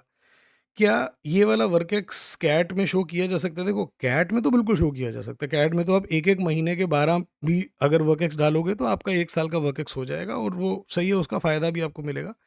इसमें प्रॉब्लम आपको आएगी यार इंटरव्यू स्टेज पे पहले तो, कि इंटरव्यू पूछेंगे कि भाई आखिर कितना भाई, मतलब तू कहीं 1 महीना या 2 महीना या you are a job hopper, you keep jumping from one place to another, क्योंकि लर्निंग तो नहीं हो सकती ना यार। अगर कोई बंदा 1 महीना आया है, 2 महीना आया, कुछ सीख थोड़ी रहे, वो तो छलांगे मार रहा है बस। दूसरी आपको दिक्कत आएगी प्लेसमेंट के टाइम पे भी स्कूल में, वहाँ पे आप किस मुंह से बताओगे कंपनी को? सोचो, एक कंपनी आपको हायर करने आई हो, देख रही है कि ये बंदा 1-2 महीने से आतंकी टिकता नहीं है, कौन लेना चाहेगा आपको यार, बताओ आप। तो क्या करना चाहिए यहाँ पे? मेरा सजेशन है कि आप ये जो आपके पास अलग अलग फ्रेगमेंट्स हैं, इनमें अगर कोई एक बड़ा वाला फ्रेगमेंट है, जैसे लेट्स से अगर इनमें आपके पास कोई एक फ्रेगमेंट है 8 months वाला, एक आपके पास है 4 months वाला, 2-3 है, 2-3 months वाले, तो आप क्या करो, आप 8 months और 4 months वाला को दोनों शो कर दो। इससे आपका 1 year का वर्क एक्स हो गया। 1 year एक इंपॉर्टेंट माइलस्टोन होता है। तो ज़्यादातर वर्क बी स्कूल जो हैं वो वर्क एक्स कैसे देते हैं कि भाई 6 months से नीचे 0, 6 months to 1 year 2 marks, 1 year to 2 year 4 marks, 2 year to 3 year 6 marks। मतलब ये माइलस्टोन होते हैं, 6 months, 1 year, 2 year, 3 year। तो आपका 1 year वाला माइलस्टोन पूरा हो गया, आप 2-2, 3-3 महीने वाले वर्क एक्सपीरियंस छोड़ दो, ठीक है। अगर आप बोलते हो सर मेरे पास कोई ऐसा है ही नहीं 8 महीने वाला, मेरे तो सारे ही ऐसे छुटपुट छुटपुट हैं, तो मेरा सजेशन आपको ये रहेगा कि आप इनमें से किसी एक को पकड़ो, कोई भी एक 2-3 महीने वाला, जिसको आप एक्सटेंड करके 1 year कर दो। मतलब आपके पास 3-3 महीने के 4 है ना, उनमें से कोई एक लो और उसको 1 year कर दो। अब इसको 1 year कैसे कर सकते हो, अगेन उसके लिए आपको वीडियो देखनी पड़ेगी। तो watch this video to understand कि इस 3 महीने वाले को मैं 1 साल कैसे कर सकता हूँ, और बाकी जो हैं 2-2, 3-3 महीने वाले उनको छोड़ दो। अगर आप बोलते हो नहीं सर आपकी वीडियो देख ली, मैं जो आपने चीज़ बताया मैं वो नहीं कर पा रहा, मैं उसको एक्सटेंड नहीं कर पाऊँगा टू 1 ईयर, अब मैं क्या करूँ? I leave it to you. आपके पास 2 ऑप्शन है, या तो ये 2-2, 3-3 महीने वाले अपने फ्रेगमेंट्स वाले वर्क एक्सपीरियंस शो करो और अभी कैट के टाइम पे मार्क्स ले लो अगर आपका 1 ईयर या जितना भी बन रहा है। बट इंटरव्यू में आप अटपटे सवाल फेस करो, दिक्कत फेस करो और प्लेसमेंट में फेस करो, या फिर ये पूरा का पूरा वर्क एक्स ही छोड़ दो कि हाँ भाई मेरा गैप है, मेरा गैप के साथ ही मैं सिलेक्शन ले सकता हूँ, बहुत लोग लेते भी हैं। मुझसे पूछो सर आप बताओ क्या करना चाहिए? अगर आप 2024 या 24 के ग्रेजुएट हो और आपका 2-2, 3-3 महीने का वर्क एक्स है सिर्फ, in that case I would say कि आप वो वर्क एक्स बिल्कुल शो मत करो, आप गैप दिखा लो। अगर आप 2023 या 22 के ग्रेजुएट हो और 2-2, 3-3 महीने का वर्क एक्स है और आप उसको, जैसे आप वीडियो में बताया, बड़ा भी नहीं कर पा रहे हो, then you will have to choose. I actually have no suggestion there. All right, अब आ जाते हैं एक्चुअल फॉर्म फिलिंग पे। तो अब की बार कैट का जो फॉर्म है वर्क एक्स को लेके उसमें चेंज हुआ है, and again I would say it's a positive change. जैसा मैंने पहले भी बताया, कैट क्या कर रहा है, आपके लिए फॉर्म को फिल करना आसान कर रहा है। या यूँ कह लो कि मेरी जो ये वीडियोज़ है इनकी वैल्यू या इनकी नीड हर साल कम होती जा रही है, क्योंकि हर साल कैट एक स्टूडेंट के लिए खुद से इस फॉर्म को फिल करना आसान बना दे रहा है। तो पहले तो मैं फॉर्म ओपन कर लेता हूँ। सो लास्ट टाइम तक हमने फिल कर लिया था अप टू वर्कएक्स, तो जब भी मैं ऐसे फॉर्म ओपन करता हूँ अब, तो ये मुझे दिखाता है कि भाई आपने, ये आपका फॉर्म है, ये आपने अभी तक भरा था। ओके, ये यहाँ तक ले आया। गो टू एप्लीकेशन पे चला जाता हूँ मैं। तो जितना आपने फॉर्म फिल किया है, जब भी आप ओपन करते हो दिखाता है कि ये आप फिल कर चुके हो। आप गो टू एप्लीकेशन पे क्लिक करोगे तो आपको ये आपके फॉर्म पे ले आएगा। जैसा मैंने आपको बताया, अब की बार हेल्प डेस्क का ऑप्शन भी है। ठीक है, ये हेल्प डेस्क का ऑप्शन कुछ साल होता है, कुछ साल नहीं होता। मतलब इसका ये वो रामायण में जैसे मेघनाथ था उसका वाला हिसाब है कि कपटी माया जाल बिछावे, प्रकटे कबहू कबहू छिप जावे। तो कभी ये प्रकट होता है, कभी छिप जाता है। ऑल राइट, ये ओपन हो रहा है धीरे धीरे। इतने में क्या मैं एक आध क्वेश्चन ले सकता हूँ? ले लेते हैं। तो अब की बार एक बहुत बड़ा चेंज क्या हुआ है वर्कएक्स में कि ये आपसे इंडस्ट्री नहीं पूछ रहा। नॉर्मली क्या होता था, मैं आपको दिखाता हूँ। तो ये मेरा कैट का फॉर्म है। अब मैंने जहाँ तक फिल कर दिया था वहाँ तक ये सेव्ड है। तो हमने पर्सनल डिटेल्स, जब भी आप फॉर्म ओपन करोगे इसी तरीके से पहले पर्सनल डिटेल्स पे जाएगा। हर बार आपसे पूछेगा कि भाई कुछ चेंज करना है। आपने अगर पिछला वाला जो फिल किया था वो आपका सब एकदम सेट है, तो आप सेव एंड नेक्स्ट करते रहो। आप नेक्स्ट नेक्स्ट पे जाते रहोगे। ठीक है, ये दिखाएगा डेटा सेव सक्सेसफुली और आपको नेक्स्ट वाले पे ले आएगा। तो इसी तरीके से मैं यहाँ पे भी अब नेक्स्ट पे जाने की कोशिश कर रहा हूँ, क्यों नहीं लेके जा रहा। तो ये मेरी एकेडमिक डिटेल्स है। मैंने मास्टर्स डिग्री भी दिखाई है कि मैं मास्टर्स डिग्री परस्यू कर रहा हूँ। 2026 में पूरी होगी। अब ये क्यों बता रहा हूँ, मैं आता हूँ। ओके, ये मुझे एक स्टेप आगे निकल आया, इस पे हम अभी थोड़ी देर में आएंगे। अभी के लिए पहले आ जाते हैं एक्सपीरियंस पे। So here we are. So work experience को लेके एक तो ये चेंज है कि it has to be filled in chronological. In fact इनको लिखना चाहिए था reverse chronological order. Reverse chronological order का क्या मतलब हो गया? आप पहले अपना लेटेस्ट वर्क एक्सपीरियंस डालोगे, उसके बाद उससे पीछे वाला, उसके बाद उससे पीछे वाला। तो नॉर्मली क्या होता था कि आप एक क्रम से चलते थे, जिसको असल में क्रोनोलॉजिकल का जो मतलब है। यहाँ पे आपको क्या करना है, लेटेस्ट, उससे पीछे, फिर उससे पीछे, फिर उससे पीछे। तो अगर लेट्स से आप 2021 से जॉब करते आ रहे हो, तो पहले आपको लिखना है जो लेटेस्ट वाला। लेट्स से 2024 टू 25 आपने कंपनी में काम किया पहले वो, फिर आपने कंपनी में 21 टू 23 काम किया था, उसके बाद वो लिखोगे। और अगर आपने उससे पहले भी एक 2020 टू 21 कहीं काम किया था तो फिर वो और नीचे जाएगा। एक और चीज़ अब की बार इन्होंने क्लियर कर दिया कि जो इंडिपेंडेंट प्रोफेशनल प्रैक्टिशनर्स होते हैं, जैसे कि डॉक्टर हो गया, लॉयर हो गया, सीए भी आ गया इसमें, आर्किटेक्ट भी आ गया। तो आप में से कोई भी अगर ऐसा प्रोफेशनल है जो इंडिपेंडेंटली काम कर सकते हैं, there are lot of us, तो आप यहाँ पे क्या फिल करोगे? आपको ऑर्गेनाइजेशन में क्या डालना है? आप सिंपली यहाँ पे ये डाल दोगे कि इंडिपेंडेंट प्रोफेशनल प्रैक्टिशनर और ब्रैकेट में अपना काम। जैसे अगर मान लो मैं एक इंडिपेंडेंट प्रोफेशनल आर्किटेक्ट हूँ, तो मैं क्या करूँगा, यहाँ पे यही डाल दूंगा इंडिपेंडेंट। अभी कॉपी पेस्ट नहीं करने दे रहा, ऐसा एग्जैक्टली ऐसे ही लिख दूंगा, इंडिपेंडेंट प्रोफेशनल प्रैक्टिशनर, ब्रैकेट में डाल दूंगा आर्किटेक्ट। और बाकी अपनी डेजिग्नेशन बाकी सब तो सेम चलता रहेगा। ठीक है, ऑल राइट, ग्रेट। तो this and then along with that, आप अगर लेट्स से एक ही कंपनी में आपके मल्टीपल रोल थे, आपने ज्वाइन किया था मैनेजर, फिर आप बन गए वीपी, तो ये कह रहा है कि उसको अलग से फिल नहीं करना। जैसे लेट्स से मैंने इन्फोसिस में जॉब की थी, और इन्फोसिस में पहले मैं लेट्स से टीम लीड था, और टीम लीड के बाद 1 साल के बाद मैं मैनेजर बन गया। तो वो कह रहा है यहीं पे आप इसको मैनेजर करके डाल दो, आपको अलग अलग फॉर्म नहीं भरने। ऑल्दो ये बोल रहा है कि कॉमा से सेपरेट कर दो, बट जब मैं कॉमा डाल रहा हूँ तो मुझे ये कॉमा डालने नहीं दे रहा। तो ठीक है, कॉमा नहीं डालने दे रहा तो मैं बस ऐसे ही स्पेस करके डाल दूंगा। ऑल राइट, स्टार्ट डेट क्या? जब से आपने कंपनी में काम किया था। तो आपकी बार वर्क एक्सपीरियंस वाले डिपार्टमेंट में एक मेजर चेंज क्या है? जो पहली बार दे रहे हैं फॉर्म उनको तो खैर ये पता ही नहीं होगा, तो लास्ट ईयर वालों को पता होगा। पहले क्या होता था, आपको इंडस्ट्री वाइज डालना होता था। आपको पहले सेलेक्ट करना होता था कि मैंने इस कंपनी में काम किया, इस डेट से इस डेट तक काम किया।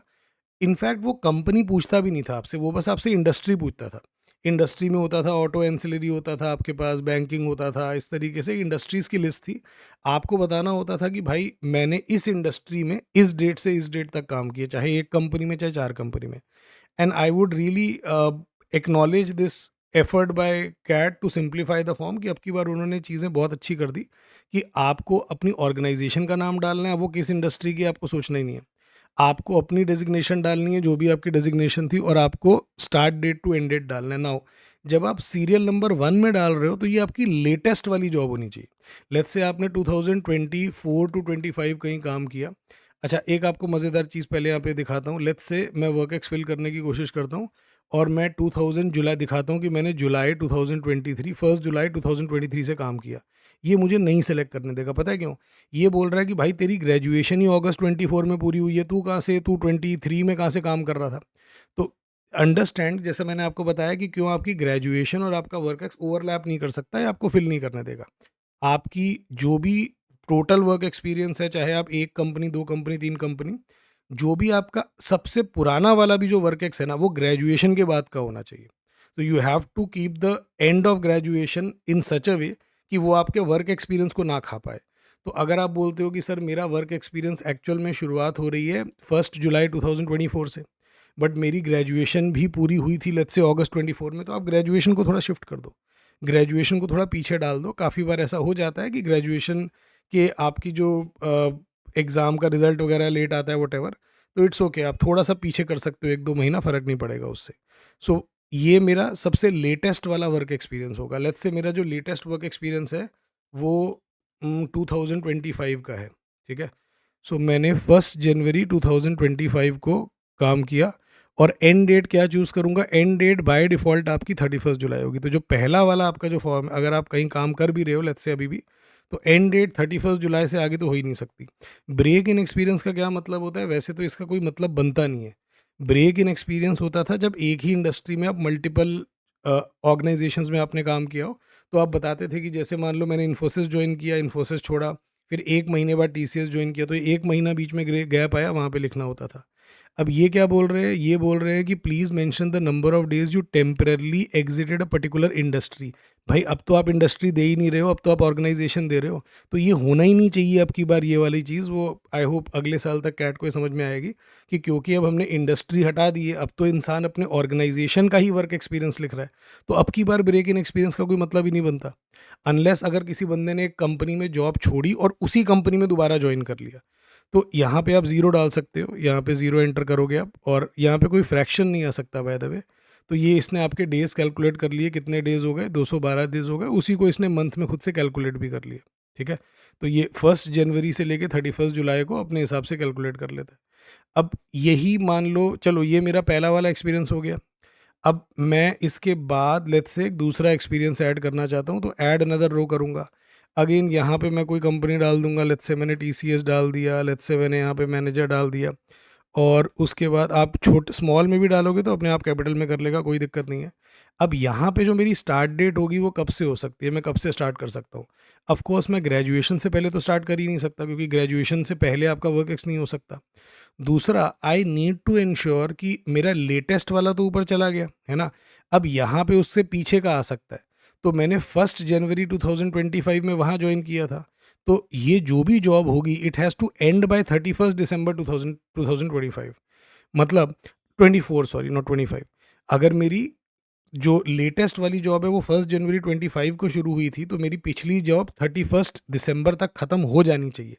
अगर मैं इसको बोलूँ कि मेरी जो पिछली जॉब चली आ रही थी ना, वो भी समहाउ लेट्स से जनवरी के एंड में ख़त्म हुई 31 जनवरी, तो ये बोलेगा नहीं भाई आप सही डेट डालो, क्या बकवास कर रहे हो?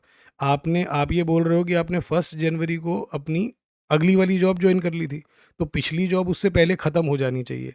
बेसिकली मैं आपको ये बता रहा हूँ कि आपके वर्क एक्सपीरियंस में भी कोई ओवरलैप नहीं हो सकता।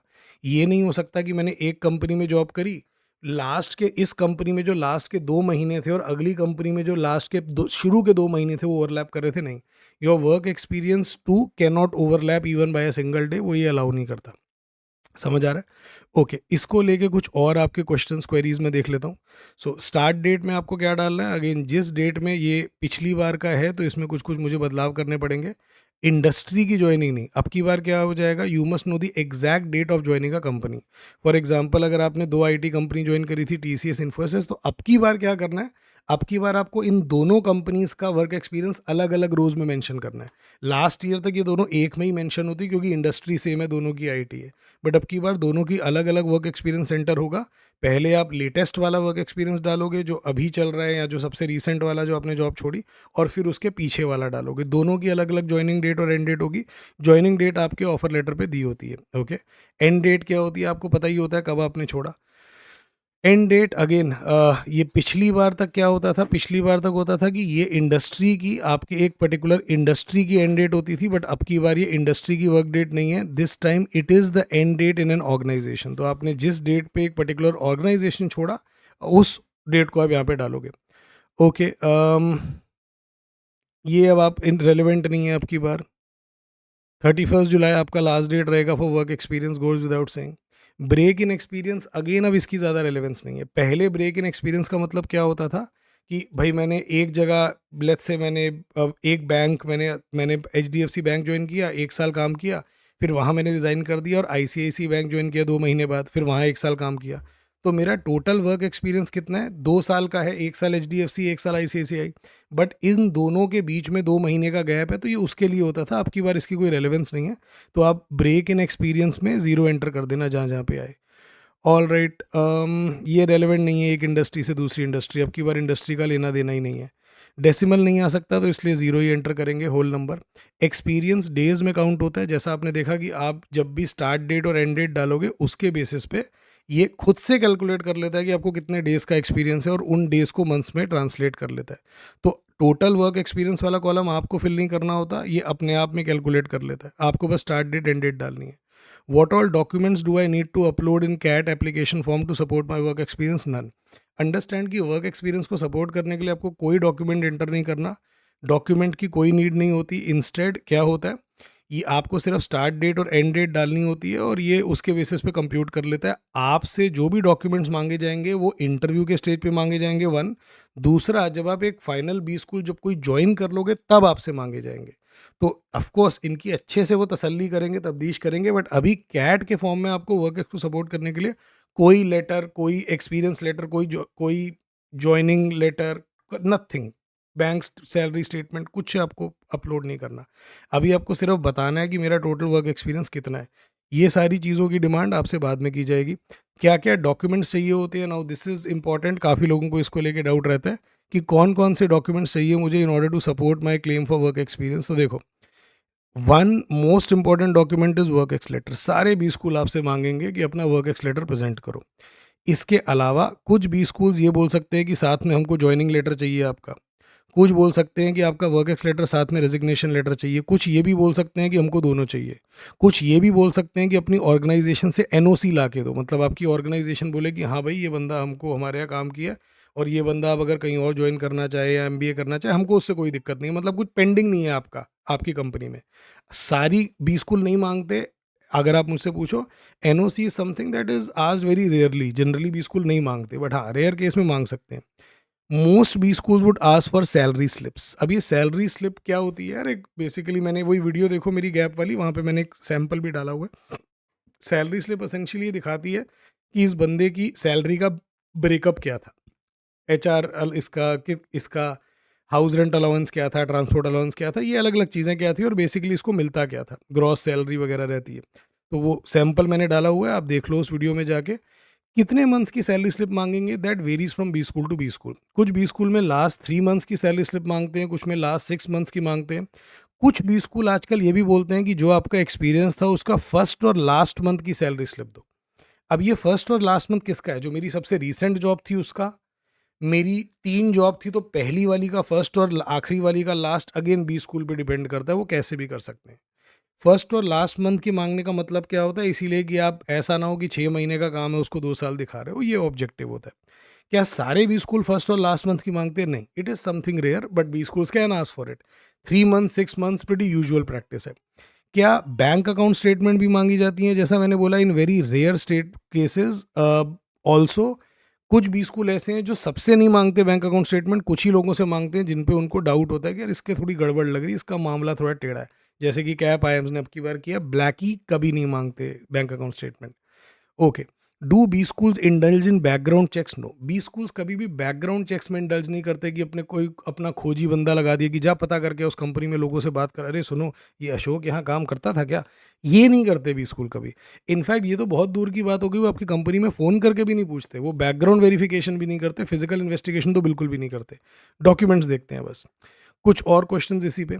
I work for a company through my campus placement for 10 months. They had 2 years bond, but I broke it and worked for 10 months, because of which the company hadn't provided me with any experience letter or relieving letter. I just have offer letter और last drawn salary की pay slip है मेरे पास।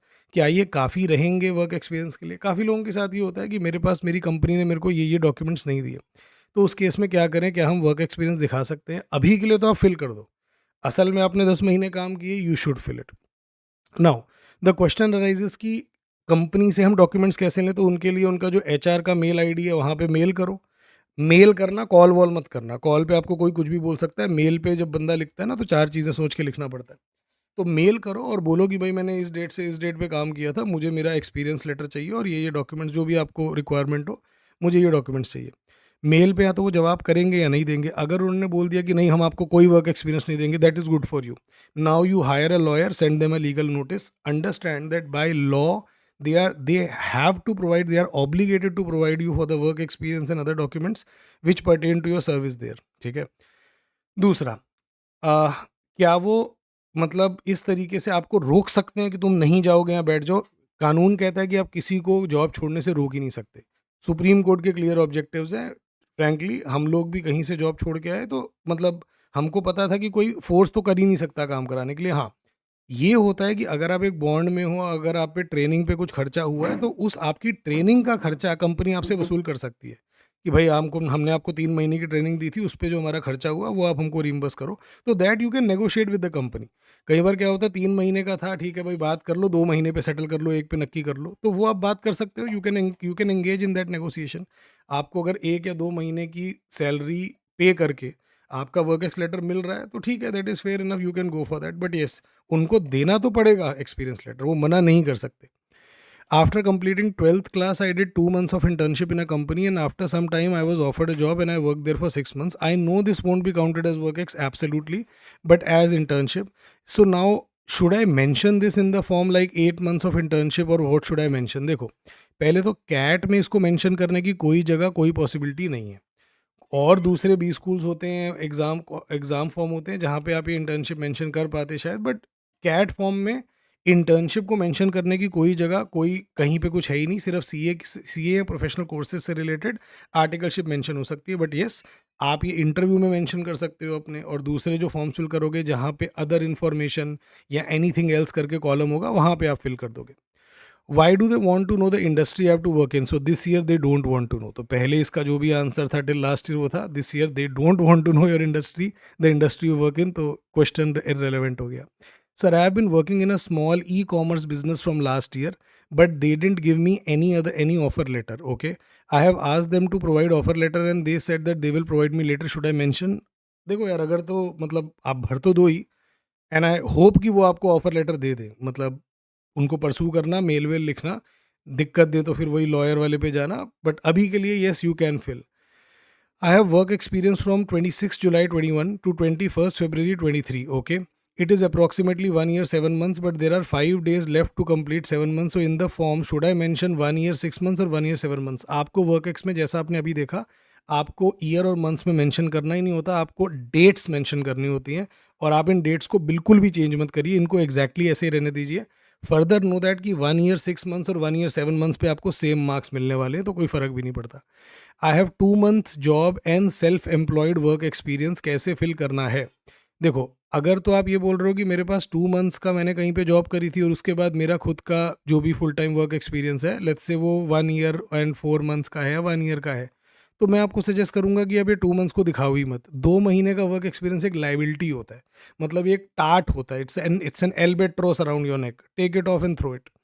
However, अगर आप बोलते हो कि नहीं सर ये 2 महीने का मेरे लिए इसलिए ज़रूरी है because it helps me get pass some important milestone. For example, किसी का 11 मंथ्स का वर्क एक्सपीरियंस है at a particular company let's say, और ये 2 महीने वाला है, तो अगर इन दोनों को मैं कंबाइन कर दूं तो कितना हो जाता है? मेरा 1 year 1 month हो जाता है। सो बेसिकली मेरा जो 1 year वाला जो माइलस्टोन था वो पास हो रहा है इसकी वजह से। तब आप मेंशन करो ये 2 महीने वाला, अदरवाइज ये 2 महीने वाला इसको हटा दो। I have worked with a business with the business of event planner, and I am working with them. This business had a tender for government hall at that time. I conducted many events for the union ministers, मेरे पास letter head पे भी लिखा हुआ है कि हमने ये काम किया था, बट मेरी उस टाइम पे सैलरी जो थी वो इन हैंड आती थी। इन हैंड का क्या मतलब, आप शायद कैश कहना चाह रहे हो यहाँ पे। I have salary in my account इस डेट से इस डेट, मेरे पास डॉक्यूमेंट है, मेरी ड्यूरेशन कितनी होगी। तो पहले तो ये समझो यार, आपके पास जो लेटर है मिनिस्टर से या मिनिस्ट्री से कि इसने हमारे लिए ये इवेंट प्लान किया, वो इररेलेवेंट है। इस बात को समझो कि आप उस लेटर के थ्रू या उन्होंने पैसे दिए थे उस आपकी कंपनी को, इसके थ्रू ये प्रूव कर सकते हो कि आपकी कंपनी को बिजनेस मिला है। हमको फिलहाल ये प्रूव नहीं करना कि आपकी कंपनी को बिजनेस मिला है, हमको ये प्रूव करना है कि आपको एम्प्लॉयमेंट मिली थी उस बिजनेस में, उस बिजनेस को काम मिला या नहीं मिला, उस बिजनेस का रेवेन्यू कितना था, टर्नओवर कितना था, वो बिजनेस प्रॉफिटेबल था कि नहीं था, इररेलेवेंट इररेलेवेंट हमारे किसी काम का नहीं है। हमको ये प्रूव करना है कि आप उस बिजनेस में एक सर्टन कैपेसिटी में एम्प्लॉयड थे। तो उसके लिए आपको क्या चाहिए, जो मैंने आपको डॉक्यूमेंट्स बताए, आपको सैलरी स्लिप चाहिए, एक्सपीरियंस लेटर, ज्वाइनिंग लेटर, ये सब चीज़ें चाहिए। तो अगर आप इस बिजनेस में अभी भी काम कर रहे हो, start taking salary from the business account to your own account. I am working in my family business from December but didn't show any salary from December 22 to June 23। ठीक है, ओके। फिर जुलाई 23 में आपकी वीडियो देखी YT पे, उसमें suggest किया कि मैं स्टार्ट सैलरी लेना शुरू कर दूं by creating money to in my account. तो वो मैंने स्टार्ट कर दी, बहुत अच्छा ही किया आपने। तो पूछना ये था कि what should I put as my work ex while filling the form and बाद में if I ask to show bank statements. तो आई वुड सजेस्ट कि आपकी ग्रेजुएशन जब पूरी हो गई थी, लेट्स से अगर आपकी ग्रेजुएशन दिसंबर 22 से पहले हो गई थी एज्यूमिंग, तो आप दिसंबर 22 से अपनी वर्क एक्सपीरियंस दिखा सकते हो। आई नो दिसंबर 22 से जुलाई 23 के बीच तक आपने सैलरी अकाउंट में नहीं ली, but still I would recommend कि आप यहाँ से ही अपना वर्क एक्सपीरियंस जुलाई 22 से दिखाना शुरू कर दो। 90% B school bank account statement मांगते नहीं है, जो मांगते हैं वो भी लास्ट 6 मंथ्स या 1 ईयर के मांगते हैं। तो you are good there, nothing to worry. Sir, does B School ask for bank statement specifically for 1 year or 6 months or can they ask for desired period? देखो, again 90% B school bank account statement मांगेंगे ही नहीं। जो मांगेंगे उनमें से भी almost सारे के सारे लास्ट 6 मंथ्स की मांगेंगे, वर्स्ट केस में 1 साल की मांग लेंगे। Rarest of the rare case, मतलब कोई लगा लो 100-150 बी स्कूल में कोई एक होगा जो बोलेगा कि जो पूरी ड्यूरेशन थी सबकी तू अकाउंट स्टेटमेंट ला के दे। तो उतना रिस्क तो आप ले सकते हो, उतना तो स्पाइडरमैन भी ले लेता है। सैलरी स्लिप्स वो किसी भी मंथ की मांग सकते हैं, मांगने को तो बैंक अकाउंट स्टेटमेंट भी किसी भी मंथ की मांग सकते हैं।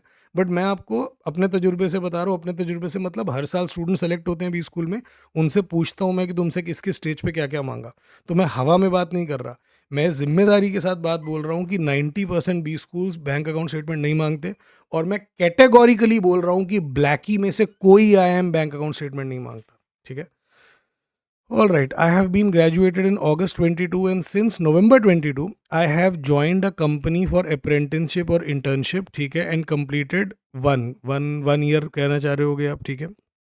So will this apprenticeship internship be accepted as WorkX and will this 1 year period while which I was working be considered as gap year? देखो, अगर आप सच में इंटर्नशिप कर रहे थे या आर्टिकलशिप कर रहे थे तो आइडली तो ये वर्क एक्स में नहीं काउंट होना चाहिए, है ना। बट आपकी ग्रेजुएशन पूरी हो चुकी थी, ग्रेजुएशन के बाद आपने इंटर्नशिप की, क्या आप इसको एज वर्क एक्स दिखा सकते हो? येस, इट इज़ पॉसिबल, अगर आपके एक्सपीरियंस लेटर पे वो ये मेंशन ना करें कि इंटर्नशिप है।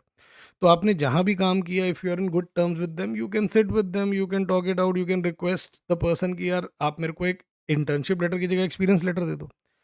अब वो क्या एक्सपीरियंस लेटर पे लिखते हैं वो उनके हाथ में, उनको बस ये बोलो कि आप बस इतना मेंशन कर दो, आप मेरा रोल मेंशन कर दो, रोल में इंटर्न मत लिखना, और सर्टिफिकेट पे कहीं मत लिखना कि ही इंटर्न विद अस और कंप्लीटेड हिज इंटर्नशिप। बस आप इतना लिख दो कि he worked with us from this date to this date in the capacity at the designation of this this this, we wish him all the best, जो typically लिखा जाता है।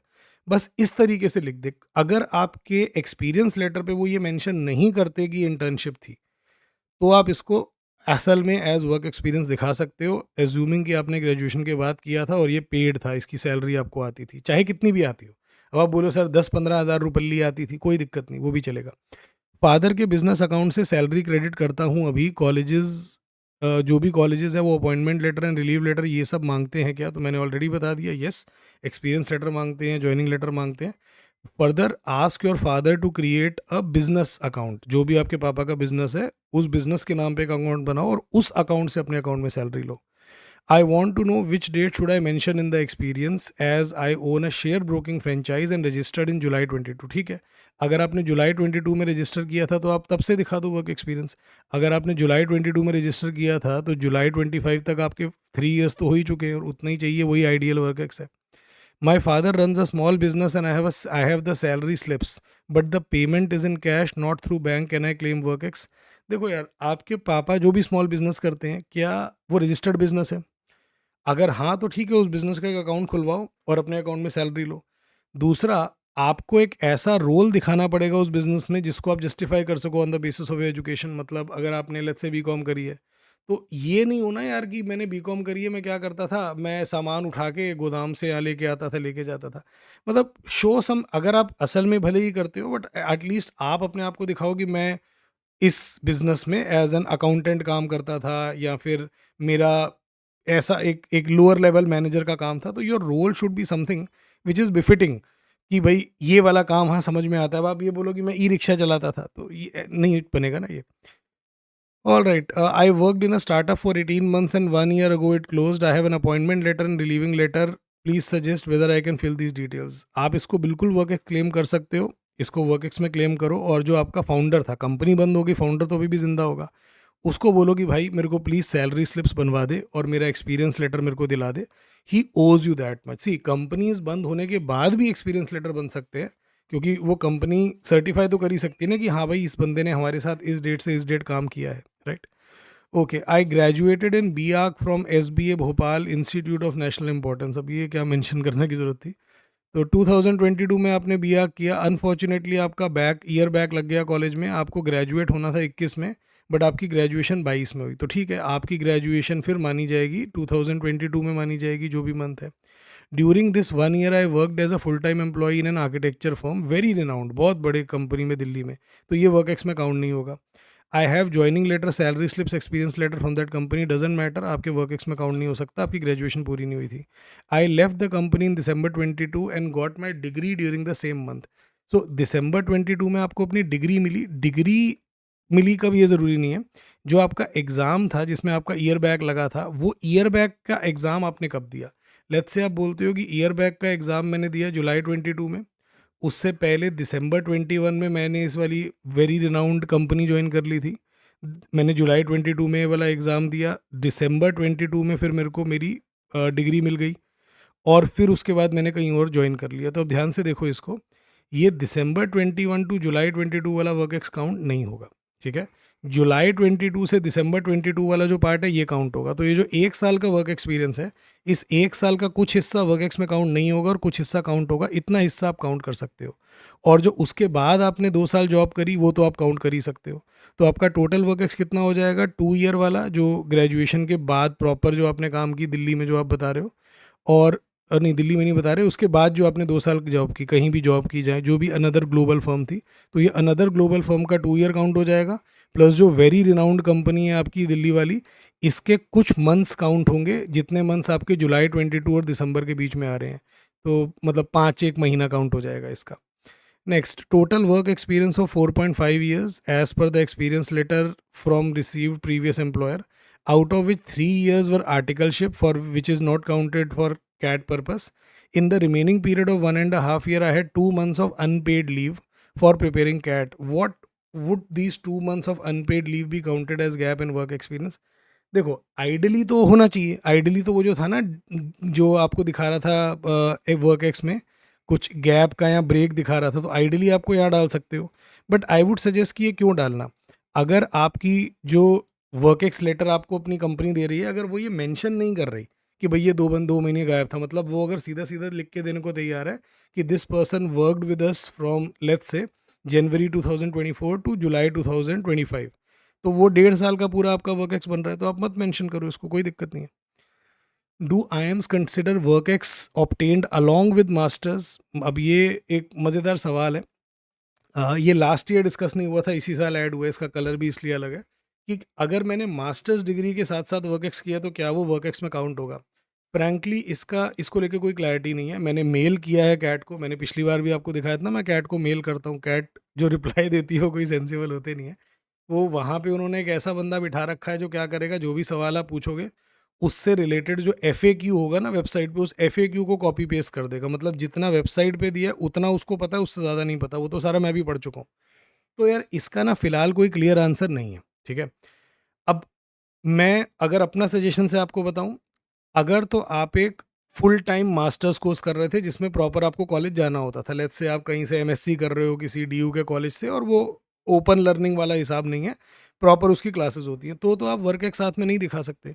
क्योंकि आप ये थोड़ी बोल सकते अरे सर क्लासेस में जाता कौन है अब आप सब जानते ही हो सर। क्या सर DU में होके भी अगर जाना पड़ जाए तो DU में होने का फ़ायदा क्या? नहीं।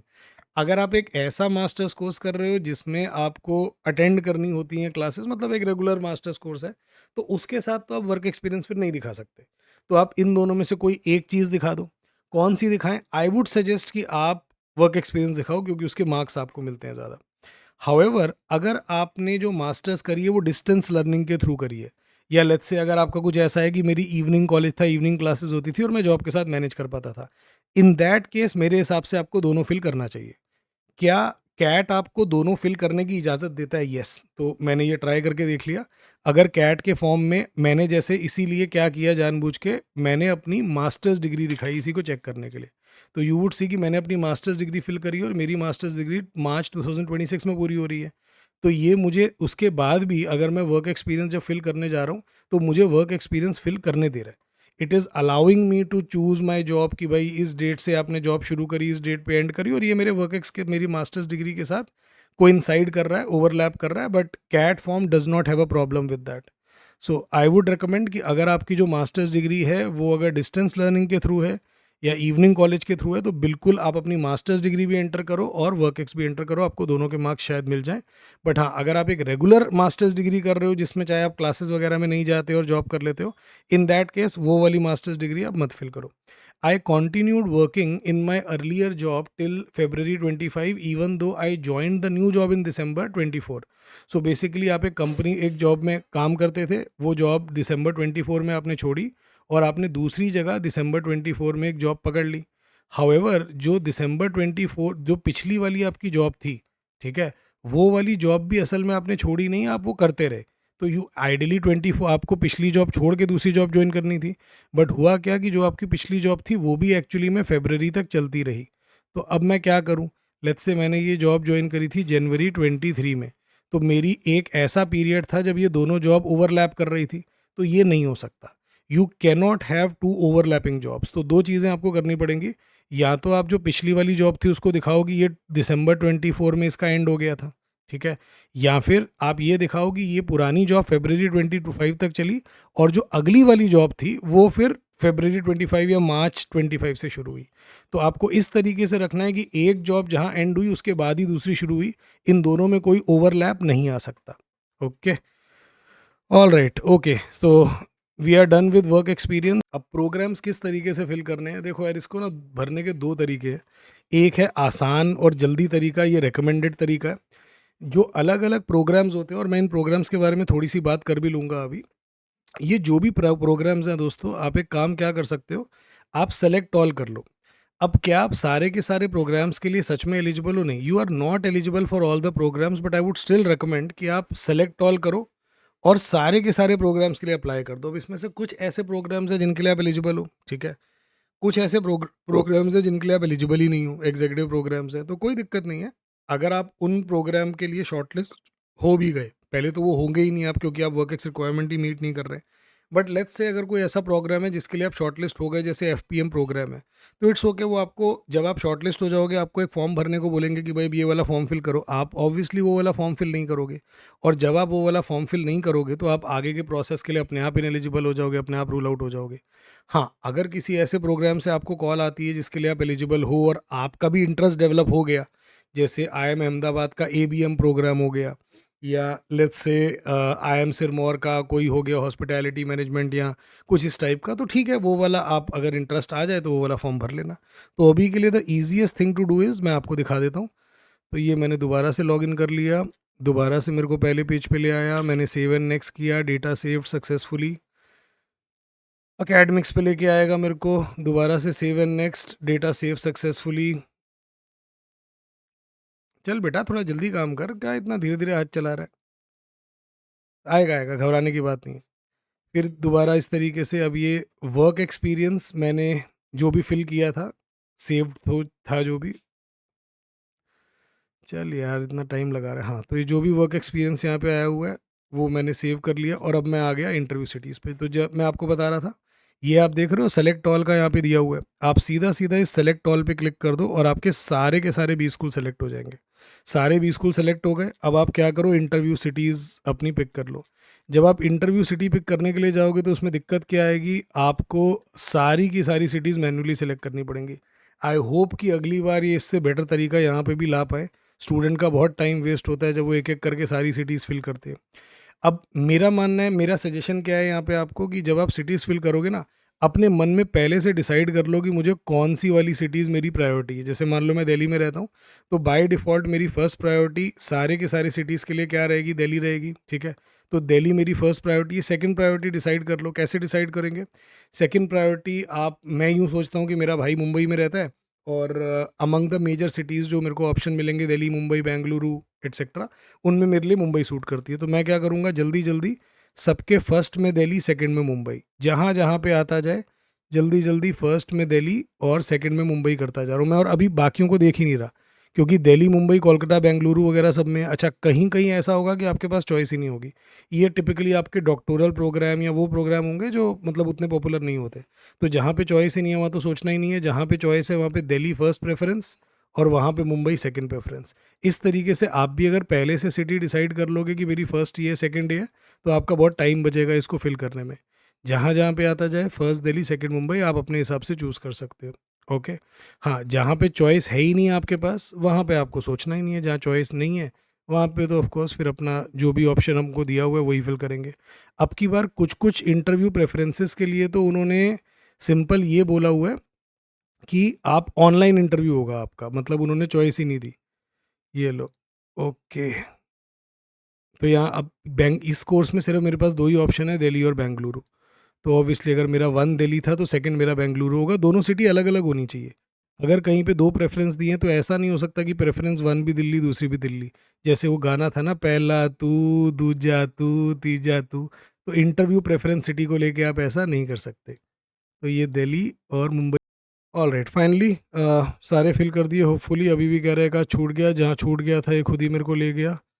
तो अब अगर सारे फिल हो गए होंगे तो सेव एंड नेक्स्ट हो जाएगा, here it is. Alright last पे आ जाते हैं यार, सेकंड लास्ट स्टेप अपना टेस्ट सिटीज़। अब एक चीज़ आपको पिछले वाले स्लाइड को लेके बता दूँ, हमारे प्रोग्राम्स को लेके। हमने जो interview test city preference select किया है, वैसे तो आपने फर्स्ट प्रेफ़रेंस, सेकंड प्रेफ़रेंस डाला है, बट जो आप फर्स्ट प्रेफ़रेंस डालोगे ना, आपको ऑलमोस्ट श्योर है कि आपको वही वाली सिटी मिल जाएगी, ठीक है? अब यहाँ पे बट टेस्ट सिटी की प्रेफ़रेंस चूज़ करना बहुत इंपॉर्टेंट है। आप यहाँ पे अपनी 5 प्रायोरिटीज़ चूज़ कर सकते हैं and you need to be very careful because there is a very realistic possibility कि जो आप अपनी फर्स्ट प्रेफ़रेंस डालोगे आपको नहीं मिलेगा। इनफैक्ट मैंने पिछले 2 साल से तो फॉर्म नहीं भरा, बट उससे पहले जब भी मैंने कैट दिया, मेरे को कभी फर्स्ट प्रेफ़रेंस में दिल्ली नहीं मिली। आज तक कभी नहीं मिली, 5 बार से जब मैंने भरा है लास्ट। सो अंडरस्टैंड कि इट इज़ इम्पोर्टेंट कि आप सोच समझ के फ़िल करो। जैसे मैं दिल्ली से हूँ, तो मैं फर्स्ट तो दिल्ली डालूँगा। दिल्ली में पूरी दिल्ली आ जाती है, नई दिल्ली, पुरानी दिल्ली। सेकंड प्रेफ़रेंस और थर्ड प्रेफ़रेंस और फोर्थ प्रेफ़रेंस मुझे सोच समझ के फ़िल करनी है। देयर हैव बीन केसेस जहाँ पे स्टूडेंट्स को उनकी थर्ड और फोर्थ प्रेफ़रेंस मिली है। ऐसा एक्चुअली में हुआ है। मैं अगर अपनी बात करूँ, फर्स्ट प्रेफ़रेंस तो मेरे को मिला ही नहीं कभी। तो अब मैं सेकंड प्रेफ़रेंस कौन-सी डालूँ? 2 फैक्टर कंसिडर करो। एक, कौन-सी सिटी आपके पास पड़ती है और दूसरा, कहाँ पे आपके पास रहने की व्यवस्था है। सी वैसे तो आप कहीं पे होटल में भी जाके रह सकते हो, बट वो अपने आप में दिक्कत होती है कि वहाँ पे मच्छर काट रहा था, रात को बदबू आ रही थी, लड़ाई हो गई, कुछ हो गया, 100 चीज़ें होती हैं। तो it is better if you have a place where you will find you where you will be welcomed and accommodation would be provided, could be a good friend of yours, could be some relative, कोई भी अगर आपको लगता है कि यार यहाँ पे मेरे को अच्छे से रहने को मिल जाएगा। अंडरस्टैंड कि ये नहीं होना चाहिए कि मेरा जयपुर में सेंटर है तो मैं सुबह 5 बजे निकलूंगा जयपुर में टेस्ट देने जाऊंगा। नहीं भाई, जयपुर छोड़ो, अगर आप 2 ढाई घंटा, अगर मेरठ भी आपका सेंटर है, आप सुबह सुबह नहीं जा सकते, रिस्क नहीं ले सकते। कल को रास्ते में चोट लग गई, ट्रैफिक आ गया, नहीं तो जाने आने की थकान ही अपने आप में बहुत होती है यार। सो जहाँ भी आपका सेंटर है, अगर आप वहाँ पे ऑलरेडी नहीं रह रहे हो, आपको आइडियली वहाँ 2-3 दिन पहले ही चले जाना चाहिए। एक कंफर्ट लेवल, एक फ़ेमिलियरिटी भी होती है। मैं तो अगर कहीं भी जाता हूँ तो पहली रात तो मेरे को नींद ही नहीं आती है। अपने अपने घर के गद्दे से ज़्यादा मज़ा कहीं मिलता ही नहीं है। तो जहाँ भी आपका सेंटर पड़े आपको 2 दिन पहले वहाँ चले जाना है, ताकि आप थोड़ा वहाँ फ़ैमिलियर हो जाओ, जाके अपना सेंटर भी देखा हो कहाँ पे है। वरना नई जगह है, कैसे जाना है, कैसे पहुँचना है, ये दिक्कत हो जाएगी। तो मैं सेकंड क्या प्रेफ़र करूँगा, अब मैं दिल्ली में रहता हूँ तो Noida would be my second preferred, metro से भी अच्छे से कनेक्टेड है। अब नोएडा मेरे को कहाँ मिलेगा? उत्तर प्रदेश में, इन्होंने स्टेट वाइज़ अरेंज किया हुआ है, तो उत्तर प्रदेश के लिए यू पे जाऊँगा। और नोएडा, ग्रेटर नोएडा को इन्होंने क्लब कर दिया एक में, वरना मैं यूजुअली क्या करता था, फर्स्ट पे नोएडा सेकंड पे नोएडा रखता था, थर्ड पे ग्रेटर नोएडा रखता था। नेक्स्ट किसको रखूँ? तो नोएडा, ग्रेटर नोएडा के अलावा मुझे क्या पास पड़ता है? या तो गाज़ियाबाद पास पड़ता है, बट गाज़ियाबाद में मेट्रो की दिक्कत है। गुड़गाँव में फिर भी मेट्रो मेरे को मिल जाती है। तो तीसरा मैं प्रेफ़र करूँगा हरियाणा का गुड़गाँव, तो हरियाणा में गए, गुरुग्राम गए। चौथा क्या प्रेफ़र करें? अब चौथा के लिए मुझे देखना पड़ेगा कि और कहाँ पे कौन-सी जगह है जहाँ पे ट्रेन से रेडिली पहुँच सकता हूँ। तो अब गाज़ियाबाद में दिक्कत ये है कि उस साइड ट्रैफ़िक बहुत पड़ता है, मेरे को पता है, वहाँ पे अगर मैं ट्रैफ़िक में फँस गया तो बहुत बुरी हालत हो जाएगी। तो I would rather choose Chandigarh, ठीक है? तो चंडीगढ़ मुझे कहाँ मिलेगा? चंडीगढ़ वैसे तो अपने आप में एक यूनियन टेरिटरी है, बट या तो ये मुझे लग रहा है पंजाब के आस-पास, पंजाब में हो सकता है, या अलग से ही होना चाहिए। हाँ, ठीक है, चंडीगढ़ मोहाली एक में हो गया। इसी तरीके से अब मैं पाँचवाँ कौन-सा फ़िल करना है? तो या तो मैं जयपुर फ़िल कर सकता हूँ, तो हाँ, जयपुर कर सकते हैं। जयपुर मुझे पता है, जाके मामा जी रहते हैं, उनके साथ जाके उनके पास चले जाएँगे। तो राजस्थान में गए, राजस्थान में जयपुर, ठीक है। तो सोच समझ के अपनी सिटीज़ फ़िल करना। एक बार आपने टेस्ट सिटी प्रेफ़रेंस फ़िल कर ली, उसके बाद ये आपको ले आएगा यहाँ पे, आपको डिटेल्स दिखाएगा। अब मैंने जनरल कैटेगरी फ़िल किया था तो 2600 है। अगर जनरल ओबीसी ईडब्ल्यूएस फ़िल किए 2600 होगा, वरना 1300 होगा। आपको एडिशनल चार्जेस दिखा रहा है, क्या देने पड़ेंगे आपको। अब इसको आप कोलैप्स कर सकते हो, एडिशनल चार्जेस जो देने हैं वो देने हैं। आप बस चूज़ कर लो पेयू या बिल्डर्स, दोनों में से कोई भी पिक कर लो, कोई ज़्यादा फ़र्क पड़ता नहीं है।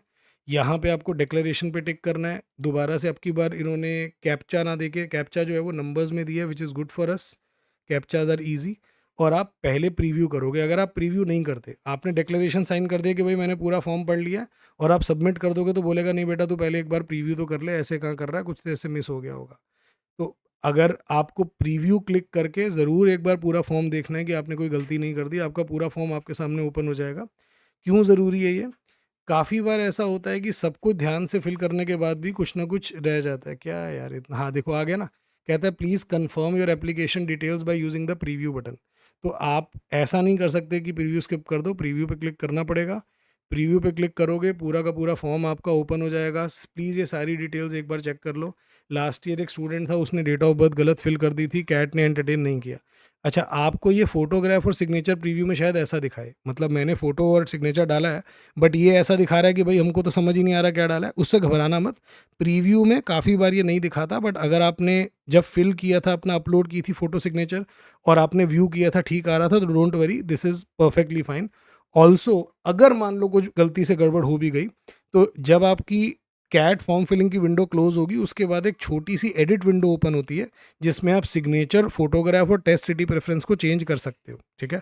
तो ये मैनेज हो जाता है। सो फाइनली मैंने प्रीव्यू भी कर लिया, सबमिट पे आ गया। मैंने सबमिट का बटन क्लिक किया। अब ये टाइम लगा रहा है, पता नहीं क्यों कैट का फॉर्म इतना। सबमिट पे जब आप क्लिक करोगे, आपको पेमेंट पे ले जाएगा। 15 मिनट का टाइम होता है आपके पास पेमेंट करने का। जो भी आपका प्रेफर्ड मेथड हो यूज़ करो। यूजुअली एडिटिंग एनी, तो ये आपको अलर्ट दे रहा है कि बेटा एक बार फिर देख ले कि एडिट नहीं कर सकता, एक बार तूने सबमिट कर दिया। ऑल्सो अगर आपकी पेमेंट फेल हो जाए तो घबराना मत, 48 आवर्स तक वेट करना, ठीक है। ऑल राइट, अब मुझे दोबारा से एंटर करना पड़ेगा टेक्स्ट, क्योंकि मैंने प्रीव्यू किया, उसके बाद ये चेंज हो जाता है। ऑल राइट, फिर से सबमिट पे क्लिक कर दिया। पेमेंट करूंगा मैं। क्रेडिट कार्ड और डेबिट कार्ड्स की पेमेंट रेट जनरली हाई होता है, मतलब काफ़ी बार ऐसा होता है, इसमें आप और कोई मेथड यूज़ करोगे तो पेमेंट फेल हो गई, फिर आप वेट करोगे 2-3 दिन। लास्ट डेट का वेट मत करना पेमेंट करने का। सोचो आपने 13 सितंबर को आप फॉर्म फिल कर रहे हो, पेमेंट आपने करी और वो आ गया कि भाई पेमेंट अनसक्सेसफुल, या आपके पैसे कट गए और सम बट आपका फॉर्म भी सबमिट नहीं हुआ, तो फिर आप बैठे रह जाओगे कि मैं 2 दिन 3 दिन वेट कैसे करूं। तो मेक श्योर कि 5 सितंबर को अपनी आप डेडलाइन बना लो कि 5 सितंबर तक मुझे पेमेंट करनी है, ठीक है। उससे पहले भी मत करना। अगर आपको लगा कि क्यों सर पहले पेमेंट क्यों ना करें, मेरा फॉर्म तो पूरा फिल हो गया है, आपको लगेगा आपका फॉर्म पूरा फिल हो गया, बट काफ़ी बार ऐसा क्या होता है कि टुवर्ड्स द एंड आपको पता लगता है हफ्ते 10 दिन बाद कि मैंने जो इन्फॉर्मेशन फिल की थी उसमें मैंने कुछ गलती कर दी। तो 5 सितंबर तक अपने पास ये ऑप्शन रखो कि आप चेंज कर सको, एडिट कर सको। उसके बाद फिर आप चेंज नहीं कर पाओगे, ठीक है। जितने में ये बटन पे जा रहा है उतने में मैं देख लेता हूँ कि कुछ है जो मुझे बताना है अगर। तो प्रोग्राम्स कैसे फिल करने हैं मैंने आपको बता दिया। इसका एक डिटेल्ड तरीका भी हो सकता है कि सिंपल तरीका हमने तो यूज़ किया, सारे के सारे सेलेक्ट कर लिए। अब जब कॉल आएंगी उनमें से जो रेलिवेंट होगा देख लेंगे। इंटरव्यू सिटी को लेके मैंने बता दिया, सोच समझ के फिल करना। इंटरव्यू सिटी जो फर्स्ट प्रेफरेंस आप फिल करोगे आपको वहीं पे इंटरव्यू मिल जाएगा, ठीक है। कैसे फिल करना है अगेन अपने मन में 2 सिटी डिसाइड कर लो और वही वाली सिटीज़ जल्दी जल्दी करते जाओ। कोई पूछ रहा है कि would it be of some advantage अगर मैं आई एम अहमदाबाद का इंटरव्यू अहमदाबाद में ही देता हूँ? नहीं, ऐसा नहीं है कि आई एम इंदौर का इंटरव्यू इंदौर में दोगे तो ज़्यादा चांसेस हो, बोलेंगे अरे ये तो अपना इंदौरी लड़का है। नहीं, कौन लोग इंटरव्यू लेते हैं आईएम्स के, उसी कॉलेज के प्रोफेसर्स होते हैं। ये डिस्क्रिमिनेट नहीं करते कि हम इंदौर में बैठे हैं कि अहमदाबाद में या दिल्ली में, ठीक है। जो दूसरा लॉन्ग एंड टीडियस तरीका है जहाँ पे आप एक एक करके प्रोग्राम फिल करो, ये इसकी ज़रूरत नहीं है। मैं अलग से एक वीडियो में आपको अलग अलग प्रोग्राम्स जो होते हैं आईएम्स के वो एक्सप्लेन कर दूंगा। मेरे को पता है कौन कौन से इनको लेके पीपीटीज बना रखी हैं, बट अभी यहाँ पे नहीं करते। टेस्ट सिटी पे आ जाएंगे। टेस्ट सिटी सोच समझ के फिल करना, जो आपकी सेकेंड या थर्ड प्रेफरेंस होगा काफ़ी हाई चांसेस हैं कि आपको वो मिलेगा। You cannot afford to travel 2-3 hours on the CAT day, चाहे आपका शाम का स्लॉट भी क्यों ना हो। तो अगर आपको कोई और सिटी मिलती है तो मेक श्योर आप 2-3 दिन पहले उसी शहर में चले जाना। मैंने तो दिल्ली, मुझे तो मिला नहीं बहुत टाइम से, मैं तो इसीलिए सेकंड और थर्ड प्रेफरेंस सोच समझ के फिल करता हूँ, Noida, Greater Noida etcetera. These are all the cities that are available. Payment को लेके अगेन यहाँ पे एक्सप्लेन करने का कुछ है नहीं ज़्यादा। पेमेंट पे जाओगे, जो भी आपका पेमेंट बन रहा है वो आपको देना है। दोबारा से मेरे से पूछ रहा है कि भाई तू ओके कर दे, मैंने ओके कर दिया। मेरे को ये बिल डेस्क पे ले गया। अब ये पूछ रहा है कि पेमेंट कैसे करनी है। क्रेडिट कार्ड से पेमेंट करना सबसे आसान रहता है। मैं पेमेंट करूँगा नहीं क्योंकि मेरे को कैट देना नहीं है। I won't be in Delhi, I will be in Dubai जब आप कैट दे रहे होगे। तो मैं कैट देने नहीं वाला, तो 2600 रुपये अपने क्यों बर्बाद करूँ। आप लोग ज़रूर पेमेंट करिए और फिल कर दीजिए। व्हाट एल्स, डिक्लेरेशन आएगा, डिक्लेरेशन पे क्लिक कर दीजिए, प्रीव्यू करके पूरा फॉर्म देख लीजिए। डेबिट क्रेडिट फॉर्म से, डेबिट क्रेडिट कार्ड से पेमेंट करना बेटर रहता है। अगर आपकी पेमेंट फेल हो जाए, प्लीज़ ध्यान दीजिए, अगर आपकी पेमेंट फेल हो गई है, आपके पैसे नहीं कटे, तो आप दोबारा ट्राई करो, दोबारा पेमेंट करो। एकदम तभी मत करो, 2 घंटे 3 घंटे बाद कर लेना। और हो सके तो किसी और मेथड से ट्राई करना। अगर आपने नेट बैंकिंग से की थी, अगली बार यूपीआई से कर लो, राइट। अगर आपके पैसे कट गए हैं, मतलब आपके डिडक्शन हो गई है बट स्टिल आपका कैट फॉर्म सबमिट नहीं दिखा रहा, तो वेट करो। आमतौर पे 72 आवर्स में जो आपके पैसे डिडक्ट हुए हैं वो वापस आ जाते हैं उसी मोड से। जैसे क्रेडिट कार्ड से कटे थे तो क्रेडिट कार्ड में ही डेबिट वापस रिफंड हो जाएंगे। अगर आपके नेट बैंकिंग से कटे थे तो नेट बैंकिंग में आ जाएंगे। हाँ, अगर आपके पैसे कट गए हैं और फॉर्म सबमिट नहीं हुआ तो मेक श्योर कि आप मेल ज़रूर कर दें कैट को, और जो हेल्प डेस्क का ऑप्शन अवेलेबल है ना कैट फॉर्म में, उसके थ्रू भी इन्फॉर्म कर दें। 3 दिन के बाद पैसे वापस आ जाएंगे, फिर दोबारा आप ट्राई कर लेना, दोबारा पेमेंट कर देना। हाउएवर, अगर आपके पास 3 दिन नहीं बचे हैं, लेट्स से आपके पैसे कट गए थे बट फॉर्म सक्सेसफुल नहीं हुआ और आज लास्ट डेट है, तो दोबारा पेमेंट कर दो। पैसे चाहे वापस आए या ना आए, हमारा फॉर्म तो सबमिट होना चाहिए, ठीक है। अब एक बार जब आपकी पेमेंट हो जाएगी तो क्या होगा, अब मैं यहाँ पे आपको लाइव तो दिखा नहीं सकता क्योंकि मैंने पेमेंट नहीं करी, but once you make the payment, पूरा का पूरा आपका फॉर्म पीडीएफ की फॉर्म में आपके सामने आ जाएगा, ठीक है। और अगली बार जब आप लॉगिन करोगे ना, तो अगली बार लॉगिन करने के बाद आपके पास 2 टैब दिखा रहा होगा, एक एप्लीकेंट डिटेल्स दिखा रहा होगा और एक आपकी एप्लीकेशन दिखा रहा होगा। आप जब एप्लीकेशन पे क्लिक करोगे तो पूरा वो पीडीएफ फॉर्म की फॉर्म में ओपन हो जाएगी, उसको आप डाउनलोड कर सकते हो। इन्हीं दोनों टैब्स के बगल में, जैसे एक टैब आएगा एप्लीकेंट डिटेल्स, एक आएगा एप्लीकेशन फॉर्म, आगे चल के एक तीसरा आ जाएगा यहाँ पे कैट एडमिट कार्ड। ये कैट एडमिट कार्ड कब आएगा, 5 नवंबर को आएगा। और उस पर जब आप क्लिक करोगे तो आपका एडमिट कार्ड आपको दिखाई देगा, जिसको आप डाउनलोड कर सकते हो। आपके एडमिट कार्ड पे आपके टेस्ट सेंटर का नाम, उसकी एड्रेस, आपका स्लॉट कौन सा है, ये इन्फॉर्मेशन दी होगी। रिमेंबर, जो फोटो आपने कैट फॉर्म में अपलोड की है वही फोटो आपको अपने एडमिट कार्ड पे चिपकानी पड़ेगी। अगर कोई और फोटो होगी तो आपको अंदर नहीं जाने देंगे वो, ठीक है। आपके टेस्ट स्लॉट जो भी मिलेगा, जो भी आपका टेस्ट सेंटर होगा, जो भी आपकी शिफ्ट होगी, first slot, second slot, third slot, वो चेंज नहीं हो सकता। आप चाहे कैट को कोई भी बहाना लिख दो कि मेरी दीदी की तबीयत ख़राब है, मैं सुबह नहीं दे सकता, शाम वाला दे सकता हूँ, या मैं लड़की हूँ, मैं इतना दूर कैसे जाऊँगी। आप कुछ कर लो, आपका टेस्ट सेंटर चेंज नहीं करेंगे। हर साल बहुत लोग कोशिश करते हैं, no one has succeeded. Most important, October के टाइम पे, किसी टाइम पे कैट अपनी वेबसाइट पे एक मॉक टेस्ट अपलोड करेगा। बेसिकली उसका ऑब्जेक्टिव ये नहीं होता कि इस बार पेपर में क्या आने वाला है। काफ़ी लोगों को गलतफ़हमी होती है कि जैसा मॉक टेस्ट आएगा वैसा ही आएगा मेन पेपर, नहीं। The objective is to only familiarise you with the test buttons and the interface. तो आपको ये इंटरफ़ेस की फ़ैमिलियरिटी के लिए ये वाले टेस्ट 10-20 बार देना चाहिए, बटन वगैरह क्लिक करो, देखो कहाँ पे क्या करके होता है, ताकि कैट के दिन आपको ये ना लगे कि आप कुछ नया कर रहे हो। सर मैंने पेमेंट कर दिया है, फॉर्म फिल करने के बाद अमाउंट भी कट हो गया है बैंक से बट फॉर्म अभी भी सबमिट नहीं हुआ। तो अगेन अगर पैसे कट गए हैं 3 दिन में वापस आ जाएंगे, उसके बाद दोबारा पेमेंट कर देना। In the mean while help desk के थ्रू और मेल के थ्रू इन्फॉर्म ज़रूर कर दो कैट को। कुछ आपको नए नंबर दे रहा हूँ जो आपको अदरवाइज शायद नहीं मिलेंगे। तो ये वाला नंबर तो वेबसाइट पे भी दिया हुआ है, बट 2 नए नंबर दे रहा हूँ कैट के जो वेबसाइट पे नहीं मिलेंगे आपको, आप यहाँ भी कॉन्टैक्ट कर सकते हो। ये दोनों ईमेल आईडी है, मंडे टू सैटरडे वर्क करते हैं ईमेल आईडी और मोबाइल नंबर, ये phone number 9 AM to 6 PM। Okay. अगर आपकी कोई भी क्वेरीज़ हैं अभी भी वर्कएक्स को लेके, प्रोग्राम्स को लेके या टेस्ट पेमेंट को लेके, टेस्ट सिटी को लेके, पेमेंट को लेके, जिन चीज़ों के बारे में मैंने आज बात की है, प्लीज़ कमेंट्स में डाल दीजिए। मैं यूजुअली 24 घंटे के अंदर रिप्लाई करता हूँ, बट हाँ, मैं इस वीडियो के नीचे जो कमेंट्स हैं उनका रिप्लाई तभी करूँगा अगर वो इस वीडियो में मैंने जिस बारे में बात की है उससे रिलेटेड है। For example work experience, programmes, test city और पेमेंट। ओके, विद दैट मेरा 4th एंड फाइनल पार्ट भी कंप्लीट हो गया। दोबारा से आपको याद दिलाऊंगा कि हमें सब्सक्राइब कर लीजिए अगर आप और इसी तरीके की डिटेल्ड, कॉम्प्रिहेंसिव, अच्छी वीडियोस, वैल्यू वाली वीडियोस चाहते हैं। Make sure you subscribe to Aarambh Academy, ताकि आप हमसे मिलने वाला अच्छा कंटेंट मिस ना करें। आपको एक और चीज़ बता दूं कि हमारा इंडिपेंडेंस डे ऑफर 25% डिस्काउंट हमने एक्सटेंड कर दिया है। Lot of people were requesting कि सर थोड़ा टाइम और चाहिए, बस पैसा अरेंज कर रहे हैं, ये ऑफर मिस नहीं करना चाहते, तो we have extended it by a few days. तो ऑल पहले ये 15 अगस्त को एंड होनी थी, but we have extended it for a few days, तो it is still active. Please use the code freedom25 और freedom25 कोड यूज़ करते हुए हमारी सब्सक्रिप्शन परचेज़ कर लीजिए। इससे पहले कि ये सब्सक्रिप्शन एंड हो जाए, मैं यहाँ पे कोड भी लिख देता हूँ, freedom25। आप हमारा आरंभ अकेडमी का संभव बैच ज्वाइन कर सकते हो। इसका कैट, सिर्फ अगर आपको कैट की प्रिपरेशन करनी है, you will get it for 11,250। CAT plus OMET will be for 13,000। ठीक है। बाकी हमारा शौर्य बैच है कैट 26 के लिए। कोई भी बैच आप ज्वाइन करते हो, आपको कैट और ओमेट दोनों की सब्सक्रिप्शन मिलती है, दोनों की आपको टेस्ट सीरीज़ मिलती है, और आपको आरंभ अकेडमी और करियर लॉन्चर दोनों की टेस्ट सीरीज़ मिलेगी। आप इंडिविजुअल कोर्सेज भी ले सकते हैं, बट पूरा बैच ज्वाइन करना makes a lot more financial sense.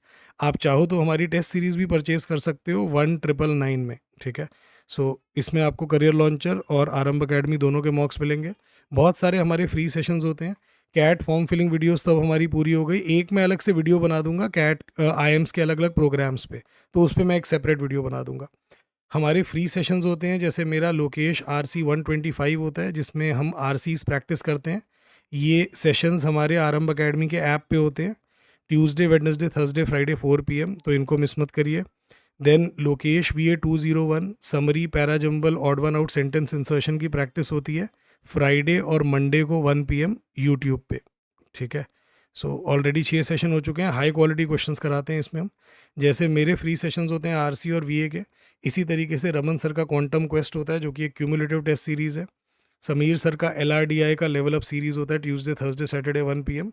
और इसके अलावा मैंने PYQs, VA के PYQs एक्सप्लेन कर रहा हूँ मैं, कैट 2017 से लेकर 24 तक। Summary, para jumble, odd one out, sentence insertion. Hindu editorial को कैसे पढ़ना होता है, एओन आर्टिकल्स कैसे पढ़ते हैं, इसको लेके मैंने डिटेल्ड वीडियोस बनाई हैं, मतलब यूट्यूब पे सेशंस हैं कि कैसे मेरी सैप टेक्निक को यूज़ करते हुए आप हिंदू एडिटोरियल्स और एओन आर्टिकल्स को पढ़ सकते हो। ठीक है। All right, so see you in the class. Let's आरंभ। मिलते हैं अगली वीडियो में। Bye bye.